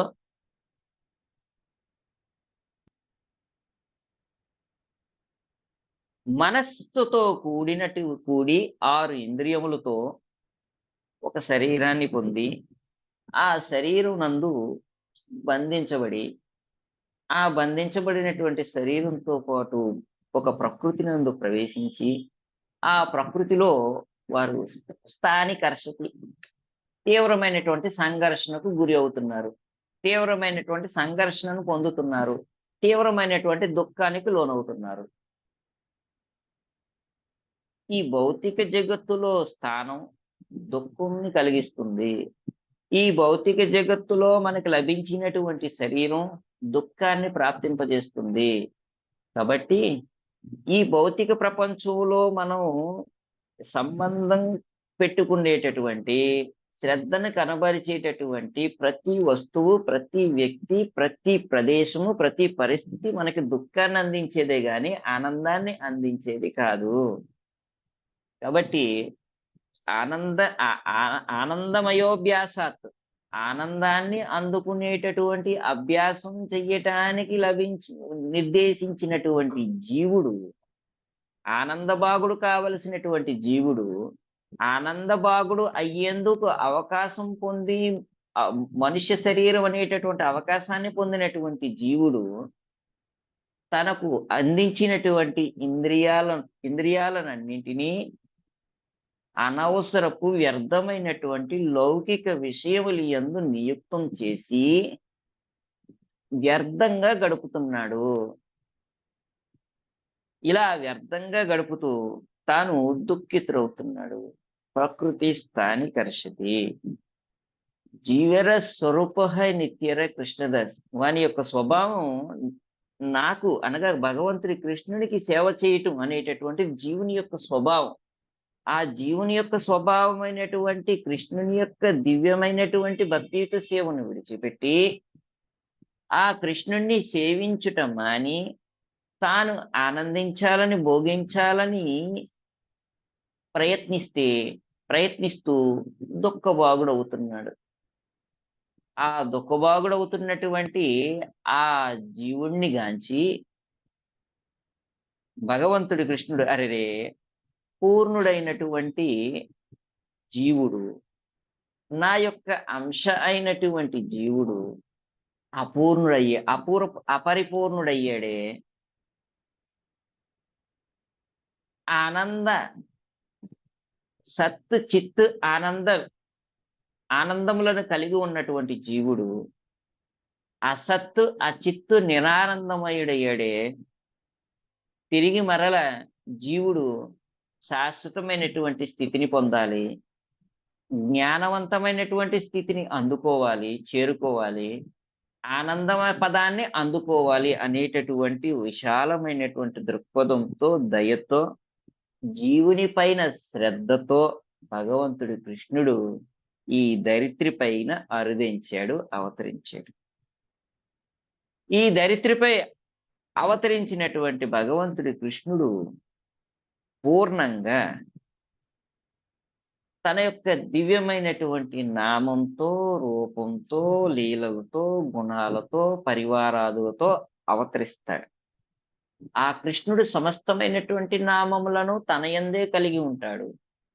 ఆ దివ్యమైనటువంటి నామాలను తను చేసేటటువంటి ఒక లీల ద్వారా ఈ ప్రపంచానికి పరిచయం చేస్తాడు. తన యొక్క గుణాలతో ఈ ప్రపంచాన్ని ఆకర్షిస్తాడు. తన యొక్క దివ్యమైనటువంటి లీలలతో సమస్తమైనటువంటి జీవులను ఆకర్షిస్తాడు. అంటే ఆ భగవంతుడి కృష్ణుడు ఈ ధరిత్రిపై అరుదించి తన దివ్యమైనటువంటి లీలల్ని గావిస్తాడు, చేయటం ప్రారంభం చేస్తాడు.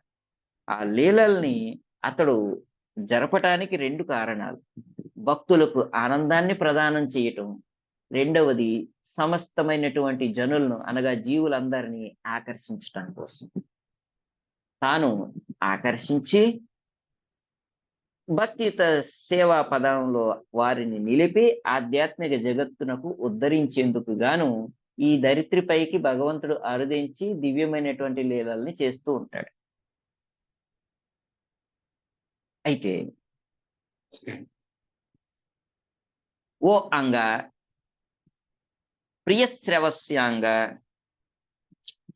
ఓ వ్యాసదేవ, ఆ కృష్ణుడు ఎలాంటి వాడు అంటే ప్రియశ్రవసి. ఆ కృష్ణుడు శ్రోతలకు ప్రియమైన వాడు. కృష్ణుడు ఎవరు అనంటే తన గురించి విన్నవారిని ఆకర్షించేటటువంటి వాడు కృష్ణుడు. అందుకని అతడు ప్రియశ్రవసి. ఆ కృష్ణుడు తాను దివ్యమైనటువంటి లీలలను చేసి ఆ లీలల ద్వారా సమస్తమైనటువంటి జీవులను, జనులను ఆకర్షిస్తాడు. ఎవరైతే కృష్ణుడి గురించి విన్నారో వారి యొక్క హృదయంలో కృష్ణుని పైన ప్రేమ ప్రకటమవుతుంది, కృష్ణుని పైన ఇష్టం ఏర్పడుతుంది. ఎప్పుడు ఏర్పడుతుంది? కృష్ణ కదా ప్రగాయతాం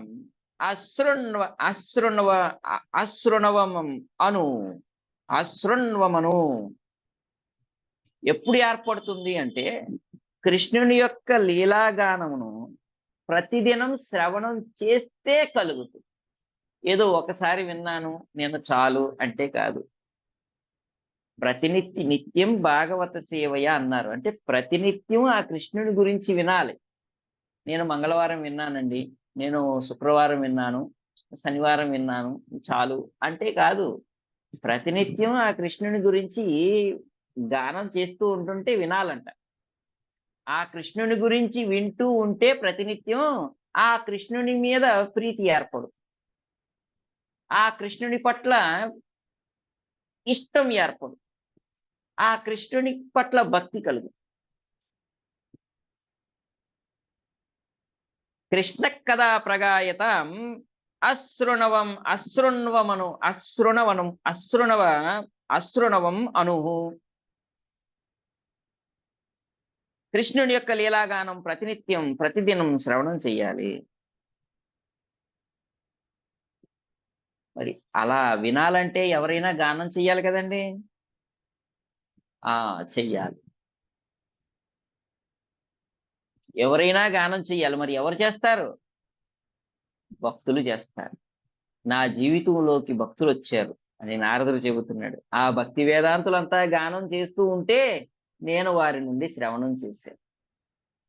ఆ భక్తి వేదాంతులు ఆ వేదాంతులు ఎలా పడితే అలా గానం చేయటం లేదు. చాలా అద్భుతమైనటువంటి శబ్దాన్ని ప్రయోగించారు నారద మహర్షి. అనుగ్రహేణ అనుగ్రహేణ ఎంతో కరుణతో గానం చేస్తున్నారంట. ఎంత కరుణతో గానం చేస్తున్నారు అని అంటే, సమస్తమైనటువంటి జీవులు కృష్ణుని యొక్క సేవకు దూరం అయిపోయారు. ఆ దూరం అయిపోయినటువంటి జీవులంతా కూడా తీవ్రమైనటువంటి శోకాన్ని, మోహాన్ని, దుఃఖాన్ని అనుభవిస్తూ ఉన్నారు. అయితే ఆ మోహగ్రస్తులైనటువంటి జీవులు శోకంలో మునిగి దుఃఖితులు అవుతున్నారంట. ఆ దుఃఖాన్ని చూసి ఆ భక్తి వేదాంతులు భక్తులంతా కూడా వారు కూడా దుఃఖితులు అవుతున్నారంట. అరెరే, వీరికి ఈ దుఃఖాన్ని తొలగించాలి, ఈ దుఃఖాన్ని తొలగించి ఆనందాన్ని ప్రదానం చెయ్యాలి అనేటటువంటి ఒక విశాలమైనటువంటి దృక్పథంతో కరుణతో ఉన్నారు. ఆ కరుణతో ఉండి ఆ కృష్ణుని గురించి గానం చేయిస్తున్నారంట. కృష్ణుని గురించి నేను చెబుతున్నాను కాబట్టి నేను గొప్పవాడిగా ఈ ప్రపంచానికి పరిచయం అవ్వాలని గానం చేయటం లేదు. వారు అనుగ్రహేణ సమస్తమైనటువంటి జనులకు కృష్ణుని యొక్క దివ్యమైనటువంటి భక్తియుత సేవను అందించాలి, కృష్ణుని యొక్క చరణ కమలాశ్రయాన్ని కల్పించాలి అనేటటువంటి ఒక విశాలమైనటువంటి దృక్పథంతో సమస్తమైనటువంటి జీవులకు దుఃఖాన్ని తొలగించి ఆనందపాగులుగా మలచాలనేటటువంటి ఒక దృక్పథంతో ఆధ్యాత్మికమైనటువంటి భావంతో భాగవతాన్ని కీర్తించడం ప్రారంభం చేశారంట. ఆ కృష్ణుడి గురించి చెప్పటం ప్రారంభం చేశారు. ఆ కృష్ణుని గురించి కీర్తించడం, వర్ణించడం, గానం చేయటం ఆరంభం చేశారు. అనుగ్రహేణ కృష్ణ కదా ప్రగాయతం అశృణవం అనుగ్రహేణ వారు ఎలా పడితే అలా గానం చేయటం లేదు. నన్ను గొప్పవాడిని అనుకోవాలి ఈ ప్రపంచం అని చెప్పి గానం చేయటం లేదు. ఎవని గానం చేస్తున్నారు? సమస్త జనులు ఈ కృష్ణుడి గురించి విని ఆ విన్నటువంటి కృష్ణుని యొక్క దివ్యమంగళ రూపాన్ని హృదయం నందు ప్రతిష్ఠింపజేసుకున్నటువంటి ఆ కృష్ణమూర్తిని ప్రేమతో, భక్తితో సేవించి తరించి ఆధ్యాత్మిక జగత్తులోనికి వెళ్ళి దివ్యమైనటువంటి శాశ్వతమైనటువంటి ఆనందాన్ని అందుకోవాలి అనేటటువంటి ఉద్దేశంతో కీర్తిస్తున్నారు. అనుగ్రహేణ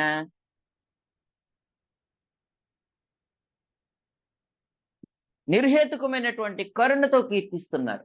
అట్లా కృష్ణుడి గురించి ఎవరైనా కీర్తించాలంటే నిర్హేతుక కరుణతో కీర్తించాలి. వారు కీర్తించారు. ఆ కీర్తిస్తుండగా నేను శ్రవణం చేశాను. ఎందుకు అని అంటే, ఆ భక్తులు ఉన్నారు కదా, ఆ భక్తులు ఎంతో కరుణా స్వభావులు, పరదుఃఖ దుఃఖులు. ఈ ప్రపంచంలో ఉన్నటువంటి జనులు వారి పరసుఖ దుఃఖులు. ఒక వ్యక్తి సుఖంగా ఉన్నాడు అని అంటే ఆ వ్యక్తిని చూసి బాధపడుతూ ఉంటారంట. అరిరే, వాడేమిటి ఇంత ఆనందంగా ఉన్నాడు, నేనెందుకు ఆనందంగా లేను అని చెప్పి బాధపడతాడంట.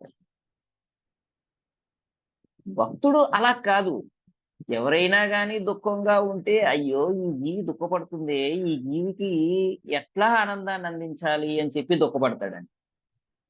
ఈ జీవికి ఏ విధంగా నేను ఆనందాన్ని ప్రదానం చెయ్యాలి అని చెప్పి ఆలోచిస్తాడంట. ఆ జీవి యొక్క దుఃఖాన్ని తన దుఃఖంగా భావిస్తాడంట. ఒకవేళ ఆనందాన్ని ప్రదానం చేసేటటువంటి మార్గాన్ని అందించే ప్రయత్నం చేస్తూ ఉంటుంటే ఆ జీవి తిరస్కరిస్తూ ఉంటుంటే అప్పుడు కూడా బాధపడతాడంట. అరెరే, ఆ జీవికి కృష్ణుని గురించి నేను చెప్పడానికి ప్రయత్నిస్తూ ఉంటుంటే అంగీకరించటం లేదే అని చెప్పి బాధపడతాడంట. కృష్ణ, ఆ జీవి అంగీకరించేలాగా అనుగ్రహించు స్వామి, ఆ శక్తిని నాకు, బుద్ధిని, తెలివితేటలని నాకు ప్రదానం చేయి స్వామి అని చెప్పి ఆ కృష్ణుడిని మరింత మరింత ప్రార్థిస్తూ ఉంటాడంట. ప్రభుపాదుల వారు ఈ ప్రార్థన చాలా అద్భుతంగా చేశారండి.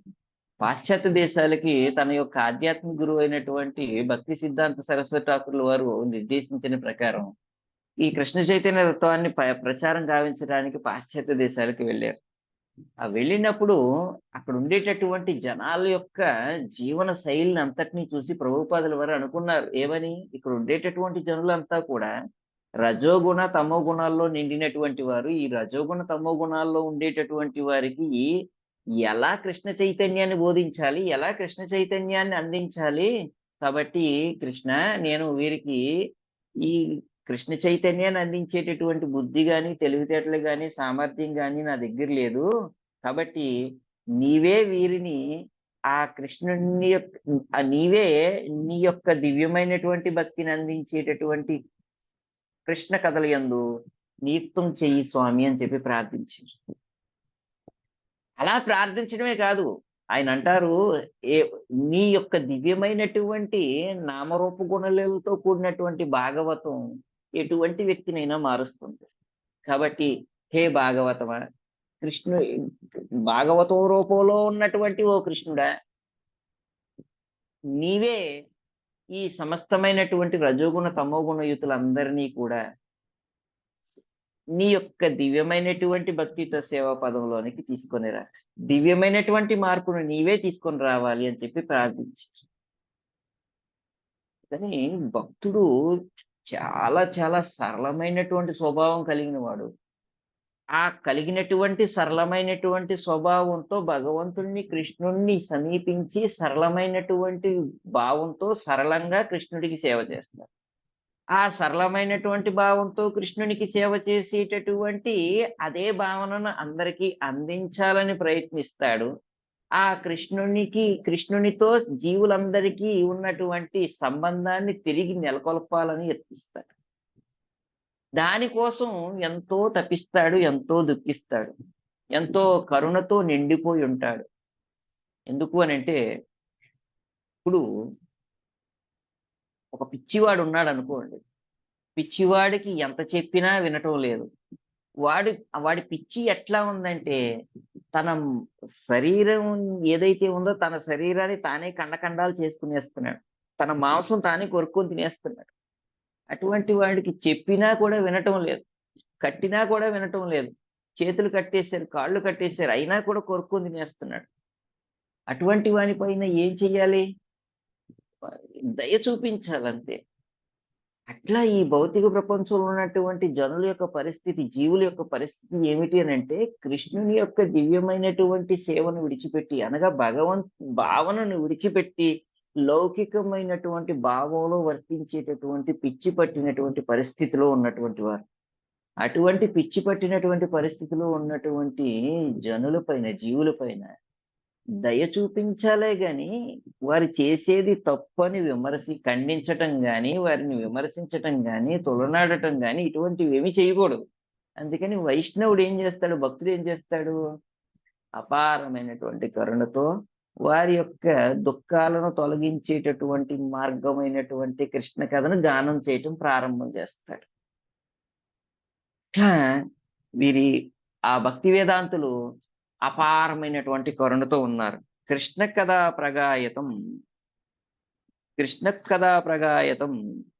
అనుగ్రహేణ శృణవం తత్రన్వహం. అలా కరుణతో నిండిపోయి ఉన్నారు. ఆ కరుణతో నిండిపోయినటువంటి భక్తి వేదాంతుల యొక్క సేవలో నేను నియుక్తం చేయబడ్డాను. వారి యొక్క సేవలో నియుక్తం చేయబడినప్పుడు వారు నిరంతరం అంతరాయం లేకుండా కృష్ణుడి గురించి మాట్లాడుకుంటూ ఉన్నారు. కృష్ణుని యొక్క నామాలను కీర్తిస్తున్నారు, కృష్ణుడి యొక్క గుణాలను వర్ణిస్తున్నారు, కృష్ణుడి యొక్క రూపాల గురించి చెబుతున్నారు, కృష్ణుడి యొక్క దివ్యమైనటువంటి లీలల్ని కూడా వర్ణిస్తూ ఉన్నారు, చర్చిస్తూ ఉన్నారు. ఎంతో బాగుంది వాతావరణం. ఆ వాతావరణంలో నేను భాగస్వామిని అయ్యాను. వారు ఆ కృష్ణుడి గురించి నాకు కూడా చెప్పడం మొదలుపెట్టారు. తత్రాన్వహం కృష్ణ కథా ప్రగాయతం అనుగ్రహేణ శృణవం. వారి యొక్క అపారమైనటువంటి అనుగ్రహం వలన వారు ఏం అనుకోలేదు, వీడు వినేస్తున్నాడు, వీడికి చెప్పకూడదు అని చెప్పి అనుకోలేదంట. వారికి కూడా ఏ విధమైనటువంటి ఆలోచన లేకుండా, భేదభావం లేకుండా నాకు కూడా కృష్ణుడి గురించి అపారమైన కరుణతో చెప్పేశారు. ఆ భక్తి వేదాంతులు కరుణ చేత వారి సాంగత్యంలో నేనున్నాను.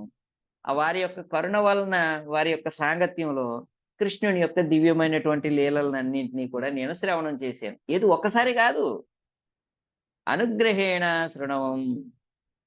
ప్రతినిత్యం విన్నాను నేను, ప్రతినిత్యం వింటూనే ఉన్నాను, వింటూనే ఉన్నాను, వింటూనే ఉన్నాను, వింటూనే ఉన్నాను, వింటూనే ఉన్నాను. నేను వినటం లేదు, నేను వినటానికి అవకాశాన్ని కల్పించారు. అంటే నేను వారి యొక్క అనుగ్రహం వలన వినగలిగాను. ఎవరి యొక్క అనుగ్రహం వలన? తత్ర, ఆ వేదాంతుల యొక్క అనుగ్రహం వలన వినగలిగాను. తత్ర అన్వహం కృష్ణ కదా ప్రగాయతం అనుగ్రహేణ శృణవం. ఆ భక్తి వేదాంతుల యొక్క అనుగ్రహం వలన నేను చక్కగా సేవలో నిమగ్నమై వారి యొక్క కృపాదృష్టిని పొంది వారి యొక్క ఉచ్చిష్టను కూడా అందుకొని నేను కృష్ణుని యొక్క దివ్యమైనటువంటి కథల యందు శ్రద్ధను పొందా. ఎటువంటి శ్రద్ధను పొందాను అని అంటే, శ్రద్ధాదిగా కలిగినటువంటి రుచిని పొందా. ఒక శ్రద్ధ కాదు, శ్రద్ధాదిగా కలిగినటువంటి రుచిని పొందా. ఆ కృష్ణుని యొక్క కథలు వినాలి అనేటటువంటి ఒక త్వర ఉంది నాలో. మరలా ఎప్పుడు ఆ కృష్ణుడి గురించి వింటానో కదా అనేటటువంటి ఆలోచన నా మదిలో మెదులుతూ ఉంది. ఆ భక్తి వేదాంతుల నడుమ నేను ఉండి కృష్ణుడి గురించి వింటూ వింటూ వింటూ వింటూ వింటూ నేను కృష్ణుడి పట్ల ఆకర్షితుడయ్యాను. ఎందుకు అనంటే, ఆ కృష్ణుడు ఉన్నాడు కదా, కృష్ణుడు శృతి మనోహర. ఆ కృష్ణుడు శృతి మనోహర. వేదములు కూడా ఆ కృష్ణుడి మీద మనసు పాడేసుకుంటాయంటే కృష్ణుడి గురించి వింటే. వేదాలు కృష్ణుడిని కీర్తిస్తాయి. కృష్ణుణ్ణి కీర్తించేటటువంటి వేదములు కూడా కృష్ణుడి గురించి వింటే మనసు పాడేసుకుంటాయంటే కృష్ణుడి పైన. అటువంటి వాడు శృతి మనోహర. శృతి అంటే వేదాలు. శృతి మనోహరుడు ఆ కృష్ణుడు. తర్వాత ఆ కృష్ణుడు శృతి మనోహరుడు. ఆ కృష్ణుడి గురించి ఎవరైనా విన్నారు అంటే ఆ విన్నవారు కూడా కృష్ణుడి పైన మనసు పాడేసుకుంటారంట.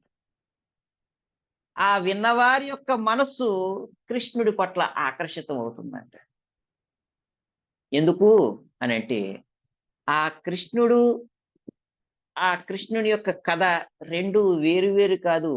ఆ కృష్ణుడు, ఆ కృష్ణ కథ రెండు ఒకటే. కృష్ణుని యొక్క కథకు కృష్ణునికి ఏమాత్రం వ్యత్యాసం లేదు. కృష్ణే స్వదామోపగతే ధర్మజ్ఞానాది సహ కలవు నష్ట దృశామేషం పురాణార్కాను అదునోదిత.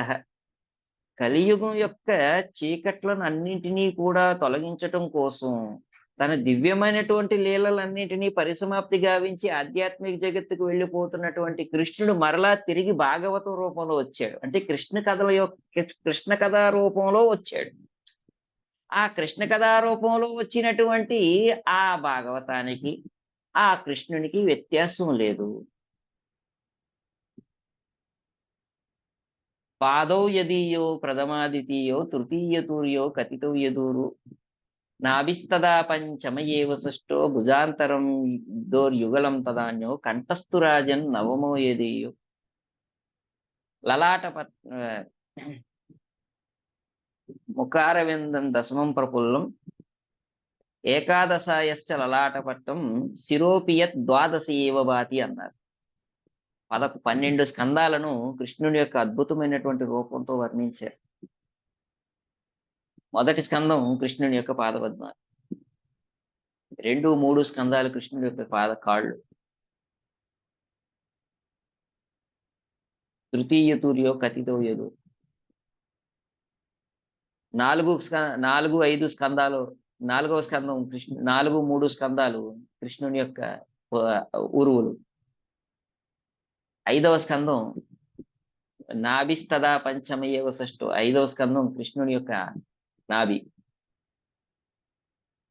భుజాంతరం దోర్యుగలం తదాని 6వ స్కందం 6వ స్కందం కృష్ణుని యొక్క ఛాతి. 7, 8 స్కందాలు కృష్ణుని యొక్క భుజములు. కంఠస్థు రాజన్ నవమో యదియో 9వ స్కందం కృష్ణుని యొక్క కంఠం. ముఖారవిందం దశమం ప్రఫుల్లం 10వ స్కందం కృష్ణుని యొక్క అందమైనటువంటి ముఖారవిందం. ఏకాదశయశ్చ లలాటపట్టం. 11వ స్కందం కృష్ణుడి యొక్క పాల భాగం, నుదురు భాగం. శిరోపి యద్వాదశి ఏవ వాతి. 12వ స్కందం కృష్ణుని యొక్క కేశములు.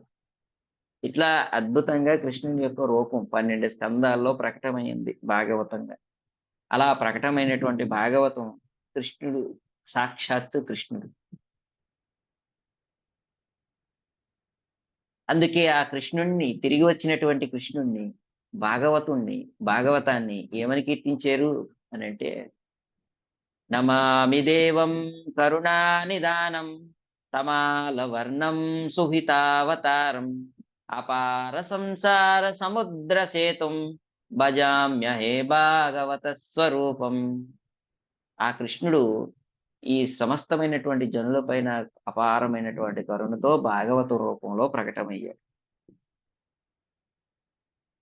రక్తవర్ణంలో, శ్వేతవర్ణంలో, పీతవర్ణంలో, నీలివర్ణంలో అవతరించేటటువంటి ఆ స్వామి తమాల వర్ణుడయ్యాడు. తమాల వర్ణుడైనటువంటి ఆ కృష్ణుడు ఏ వర్ణం లేదు, ఇప్పుడు ఏ వర్ణము తెలియదు, గ్రంథం రూపంలో ప్రకటన అయ్యాడు. అంటే ఏ ఒక్క వర్ణంలోనూ అవతరించకుండానే, ఇప్పుడు ఏ వర్ణంలోనూ రాకుండానే ఒక విశేషమైనటువంటి రూపాన్ని తీసుకున్నాడు, గ్రంథ రూపం తీసుకున్నాడు. నమామి దేవం కరుణానిదానం తమాలవర్ణం సుహితావతారం. ఈ అవతారం ఎందుకు తీసుకున్నది? అందరికీ హితం కలిగించటం కోసం, శ్రేయస్సు కలిగించటం కోసం అవతరించాడు ఇట్లా గ్రంథం రూపంలో. కాబట్టి భజామ్య హే భాగవత స్వరూపం. అటువంటి భాగవత స్వరూపాన్ని నేను భజిస్తాను, ఆ భాగవతాన్ని ఆశ్రయిస్తాను, సేవిస్తాను. ఇది మనం చెయ్యవలసినటువంటి పని. దౌర్భాగ్యం ఏమిటంటే, లౌకికమైనటువంటి సాహిత్యాలను వినాలనేటటువంటి శ్రద్ధ ఉన్నది కానీ, పరిపూర్ణమైనటువంటి ఆధ్యాత్మిక చర్చ అయినటువంటి భాగవత శబ్దాలను వినాలనేటటువంటి శ్రద్ధ నేటి జనులలో కొరవడింది. కనుకనే నేటి కాలపు జనులు సమయాన్ని వ్యర్థం చేస్తున్నారు అనేటటువంటి విషయాన్ని ప్రస్తుతిస్తూ ఈ భాగవతంలో భాష్యంలో ప్రభుపాదుల వారు లిఖించారు. అయితే ఆ కృష్ణుడి యొక్క కథ రూపంలో అవతరించాడు, భాగవతం రూపంలో అవతరించాడు. ఆ కృష్ణుడు శృతి మనోహర. ఆ కృష్ణుడు వేదాల మనస్సును దోచుకుంటాడు. ఆ కృష్ణుడు తన గురించి ఎవరైతే వింటారో వారి మనస్సును దోచుకుంటాడు. అదేవిధంగా భాగవతం రూపంలో వచ్చినటువంటి ఈ కృష్ణుడు వేదాలు కూడా ఈ భాగవతాన్ని వినాలి అనుకుంటాయంట. వేదాలన్నీ కూడా ఈ భాగవతానికి సేవకులు అవుతారంట. తర్వాత ఈ భాగవతాన్ని విన్నటువంటి భక్తులు ఉన్నారు కదా, శ్రోతలు, ఆ శ్రోతలు అంతా కూడా ఈ భాగవతానికి బానిసలు అవుతారంట. ఈ భాగవతాన్ని మీద ప్రాణం పెట్టుకుంటారు, ఈ భాగవతం పైన ప్రాణాలు పెట్టుకుంటారు. భాగవతం పైన ప్రాణం పెట్టుకొని బ్రతుకుతారు. ఆ భాగవతంని ఎంతో ప్రాణంగా ప్రేమిస్తారు. భాగవతం వినకుండా వారు బ్రతకలేరంట. ఎందుకు? ఆ కృష్ణుని యొక్క నామ రూప గుణలీలలతో నిండి ఉన్నది కదా భాగవతం. అందుకని ఆ భాగవతాన్ని వినాలి అనుకుంటారంట. ఆ భాగవతాన్ని వినకపోతే ఏదో కోల్పోయినట్టు ఉంటుందంట, ప్రాణం పోయినట్టు ఉంటుందంట భాగవతం వినకపోతే. అట్లా శృతి మనోహర.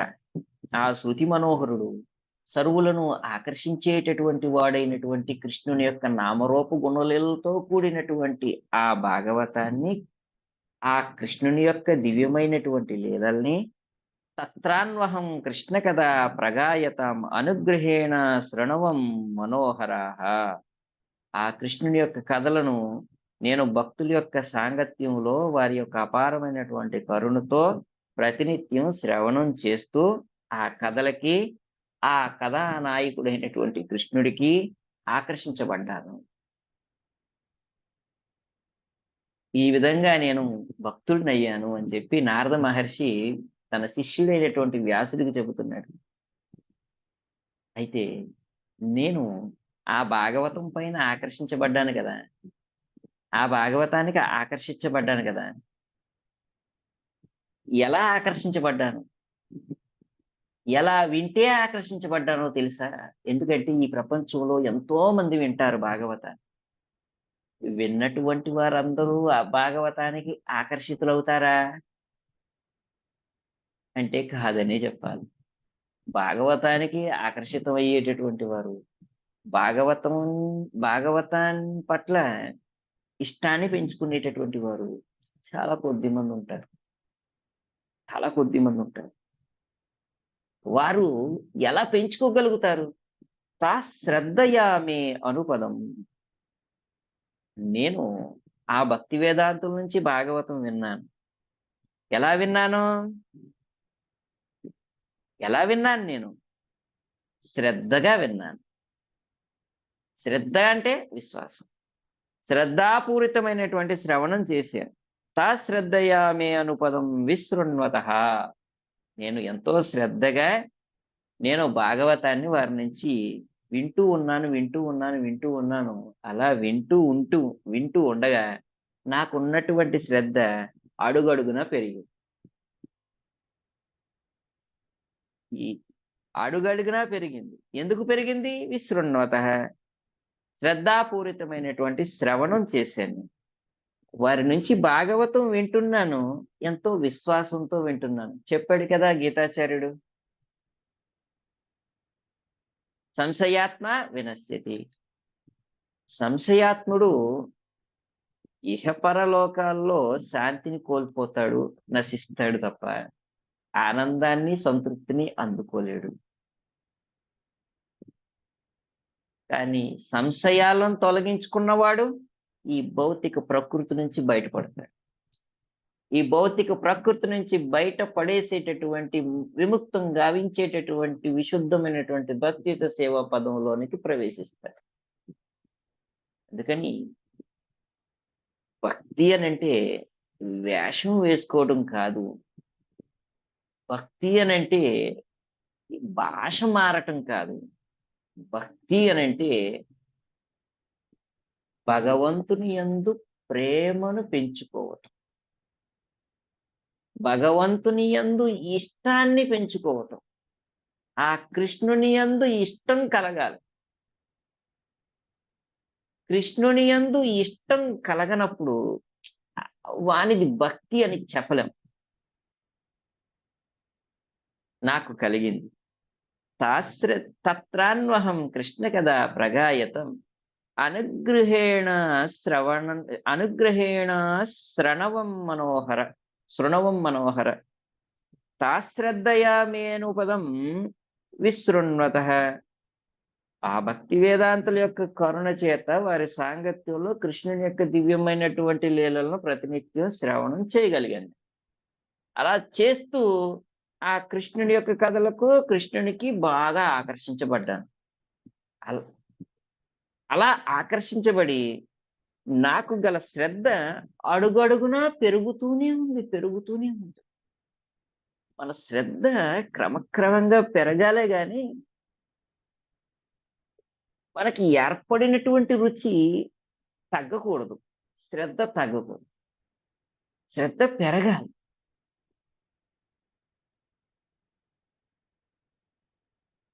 ప్రోగ్రెస్ అంటే ఏమిటి? ప్రతినిత్యం క్రమక్రమంగా పెరిగితే దాన్ని ప్రోగ్రెస్ అంటారు. ఆరంభించినప్పుడు లేనటువంటి శ్రద్ధ, ఉన్నటువంటి శ్రద్ధ ఇప్పుడు గాని మనకు ఒక 10-15 సంవత్సరాల తర్వాత గాని లేకపోతే అది ప్రగతి కాదు. దాన్ని ప్రగతి అని అనలేదు. ప్రగతి సాధించినట్టు కాదు, అభివృద్ధి సాధించినట్టు కాదు. పతన క్రమం వైపు పరుగులు పెడుతున్నట్టు, పతనం వైపు మనం దిగజారుతున్నట్టు. కానీ వ్యాసుడికి నారదుడు చెబుతున్నాడు, భక్తిలో ప్రధానమైంది ప్రగతి. ఆ ప్రగతి భక్తుల నుండి వినేటటువంటి భాగవత శ్రవణం వలన మాత్రమే కలుగుతుంది. ఎటువంటి శ్రవణం వల్ల కలుగుతుంది? భక్తులు చెప్పేటటువంటి ఉపదేశాల యందు విశ్వాసాన్ని మనం కనబరిస్తే, ఆ కనబరిచినటువంటి విశ్వాసం వలన మనలో ప్రగతి ఏర్పడుతుంది, ప్రగతి జరుగుతుంది. తాశ్రద్ధయా మేను పదం విశృణ్వతః, శ్రద్ధాపూరితమైనటువంటి శ్రవణం వలన ప్రగతి కలుగుతుంది. నాకు ఆ విధంగా ప్రగతి కలిగినది. ఏమిటా ప్రగతి? ప్రియశ్రవస్యంగా మమ భవాదృచి. ఆ కృష్ణుడు ప్రియ శ్రవసి. ఆ కృష్ణుడు ఎవరు అనంటే, ఎవరైతే తన గురించి వింటారో వారికి ప్రియమైన వాడు అవుతాడు. ఆ కృష్ణుడు గురించి ఎవరైతే వింటారో వారి వారికి ఇష్టమైన వాడు అవుతాడు. ఎవరైతే ఆ కృష్ణుని గురించి వింటారో వారికి ఆ కృష్ణుడు మధురమైనటువంటి వాడైపోతాడు. ఎవరైతే ఆ కృష్ణుడి గురించి వింటారో వారికి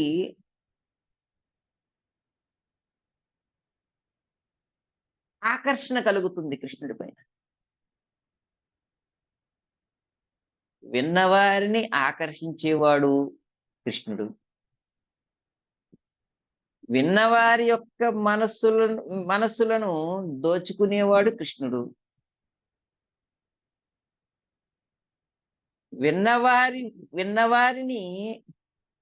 విన్నవారి యొక్క హృదయములందు తన యందు ప్రేమ ప్రకటింపజేసేటటువంటి వాడు కృష్ణుడు. ఇక ఆ కృష్ణుడి గురించి ఎవరైనా విన్నారంటే ఆ కృష్ణుణ్ణి ప్రేమించకుండా ఉండలేరంట. ఎవరికైనా ప్రేమ కలగలేదు కృష్ణుడి పట్ల అనంటే వారు కృష్ణుడి గురించి వినలేదు అని అర్థం అన్నారు. మేము వింటున్నామండి భాగవతం, మాకు ప్రేమ కలగలేదండి కృష్ణుడి మీద అని అంటే వినలేదని చెప్పాలి. కృష్ణుడి గురించి వింటే ఖచ్చితంగా ప్రేమ కలుగుతుంది. వినటం అనంటే చెవులతో వినటం కాదండి, మనసు పెట్టి వినటం. శరీరం పెట్టి వినటం వేరు, మనస్సు పెట్టి వినటం వేరు. మనం శరీరంతో బాహ్యంగా మనం ఇక్కడ కనిపించినా మన మనస్సు దేనిపైన లగ్నం చేసామో దానినే వింటుంది మనస్సు. ఇది బాగా గుర్తుపెట్టుకోవాలి మనం. అందుకని కొన్నిసార్లు చూడండి, మనం జన సమూహంలో ఉన్న జనాలు మాట్లాడేటటువంటి అన్ని మాటలు మనం వినం. దేని యందు మనస్సు పెట్టేమో అది మాత్రమే వింటాం, అది మాత్రమే మన చెవిన చేరుతుంది. మనస్సు పెట్టనటువంటి అంశం మన యొక్క చెవిన చేరదు. కనుక కృష్ణుని గురించి మనం వినటం మొదలు పెడితే ఖచ్చితంగా కృష్ణుడు మన మనస్సులోకి చేరుతాడు. ప్రియశ్రవస్య, నేను కృష్ణుడి పైన మనస్సు పెట్టి నేను విన్నాను, భాగవతం పైన మనస్సు పెట్టి నేను విన్నాను భక్తి వేదాంతుల యొక్క కరుణ వలన. నేను విన్నాను కాదు, నేను వినగలిగాను కాదు, నాకున్నటువంటి బుద్ధికి శక్తికి తెలివితేటలకి నేను కృష్ణుడి పైన ఆ భాగవతం పైన మనస్సు పెట్టి వినలేను.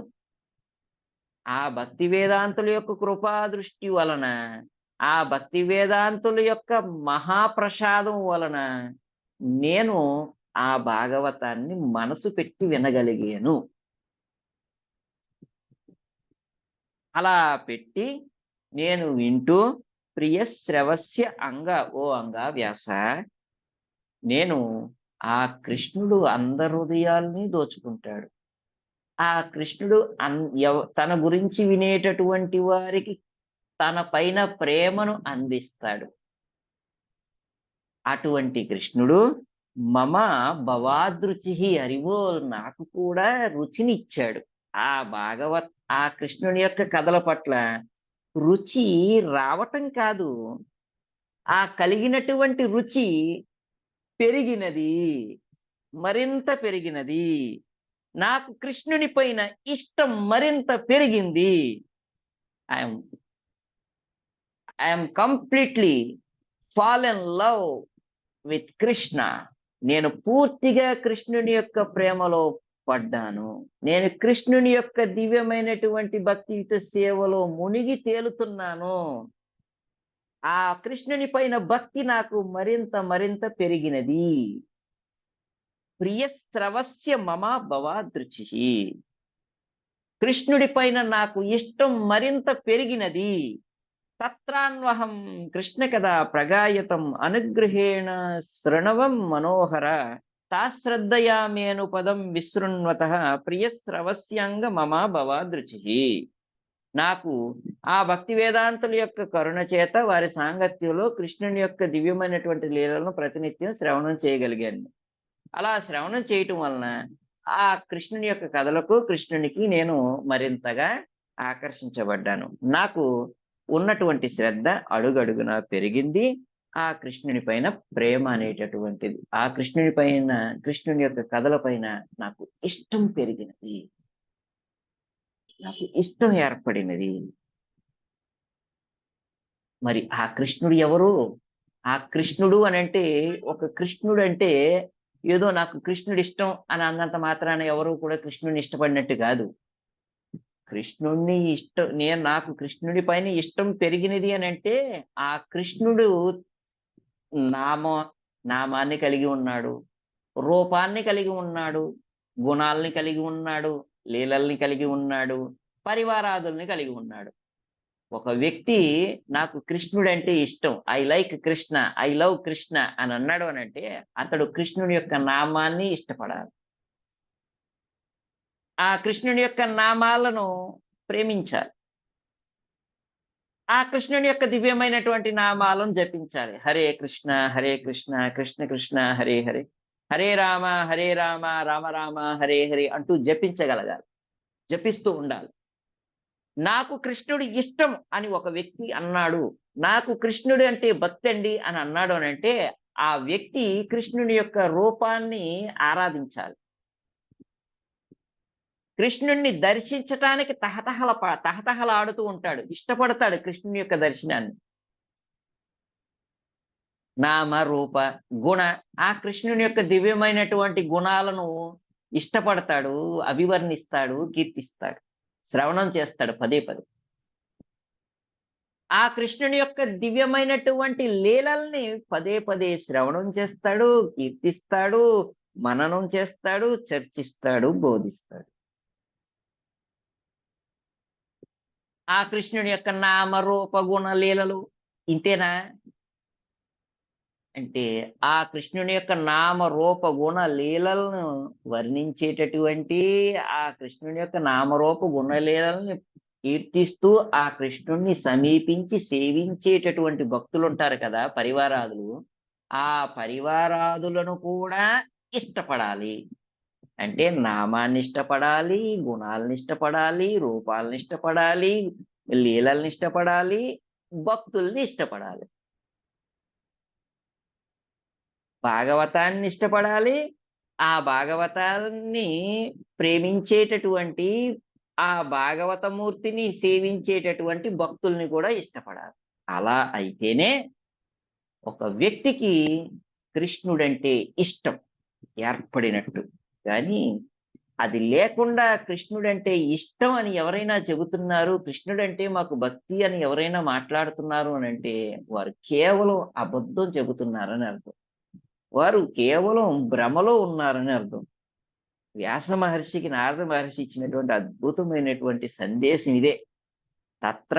తత్రాన్వహం కృష్ణ కథా ప్రగాయతం అనుగ్రహేణ శృణవం మనోహరాః, తాశ్రద్ధయా మేను పదం విశృణ్వత ప్రియశ్రవస్యంగా మమాభవాదృచి అంటూ నారద మహర్షి వ్యాసునికి చెబుతున్నాడు. ఓ వ్యాస, ఆ వేదాంతుల కరుణచే వారి సాంగత్యమున వారు గావించెడి ఆకర్షణీయమైన కృష్ణలీలలను నేను శ్రవణం చేయగలిగితిని. ఆ విధమైన శ్రద్ధాపూరిత శ్రవణం చేత శ్రీకృష్ణ భగవానుని గూర్చిన శ్రవణ రుచి నా యందు వృద్ధి నొందినది. ఏమిటా నాకు వృద్ధి పొందిన, నాలో వృద్ధి పొందినటువంటి రుచి ఏమిటి? ఆ కృష్ణుని యొక్క నామం పైన రుచి కలిగినది, ఆ కృష్ణుని యొక్క రూపం పైన రుచి కలిగినది, ఆ కృష్ణుని యొక్క గుణాల పైన రుచి కలిగినది, ఆ కృష్ణుని యొక్క దివ్యమైనటువంటి లీలల పైన రుచి కలిగినది, ఆ కృష్ణుని యొక్క భక్తుల యొక్క సాంగత్యమున కూడా రుచి కలిగినది. ఈ విధంగా నాకు రుచి ఏర్పడినది అంటూ నారద మహర్షి వ్యాసుడికి చెప్తున్నాడు. హరే కృష్ణ. గ్రంథరాజ్ శ్రీమద్ భాగవతం की जय, जगद्गुरु श्रील प्रभुपाद की जय, निताय गौर सीतानाथ प्रेमानंदे हरि हरि ఓ. ఈ విధంగా నారద మహర్షి వ్యాసుడితో అంటున్నాడు, తనకు కృష్ణ కథా రుచి ఎందుకు కలిగిందో, ఆ రుచి ఎలా కొనసాగించబడింది అనేటటువంటి విషయాన్ని మరింతగా ఇంకా తర్వాత శ్లోకాల్లో విస్తారంగా ఇంకా వివరిస్తున్నాడు నారద మహర్షి. ఆ వివరాలని మనం వచ్చే తరగతిలో చర్చించుకుందాం. హరే కృష్ణ. ఏమైనా ప్రశ్నలు ఉంటే అడగండి.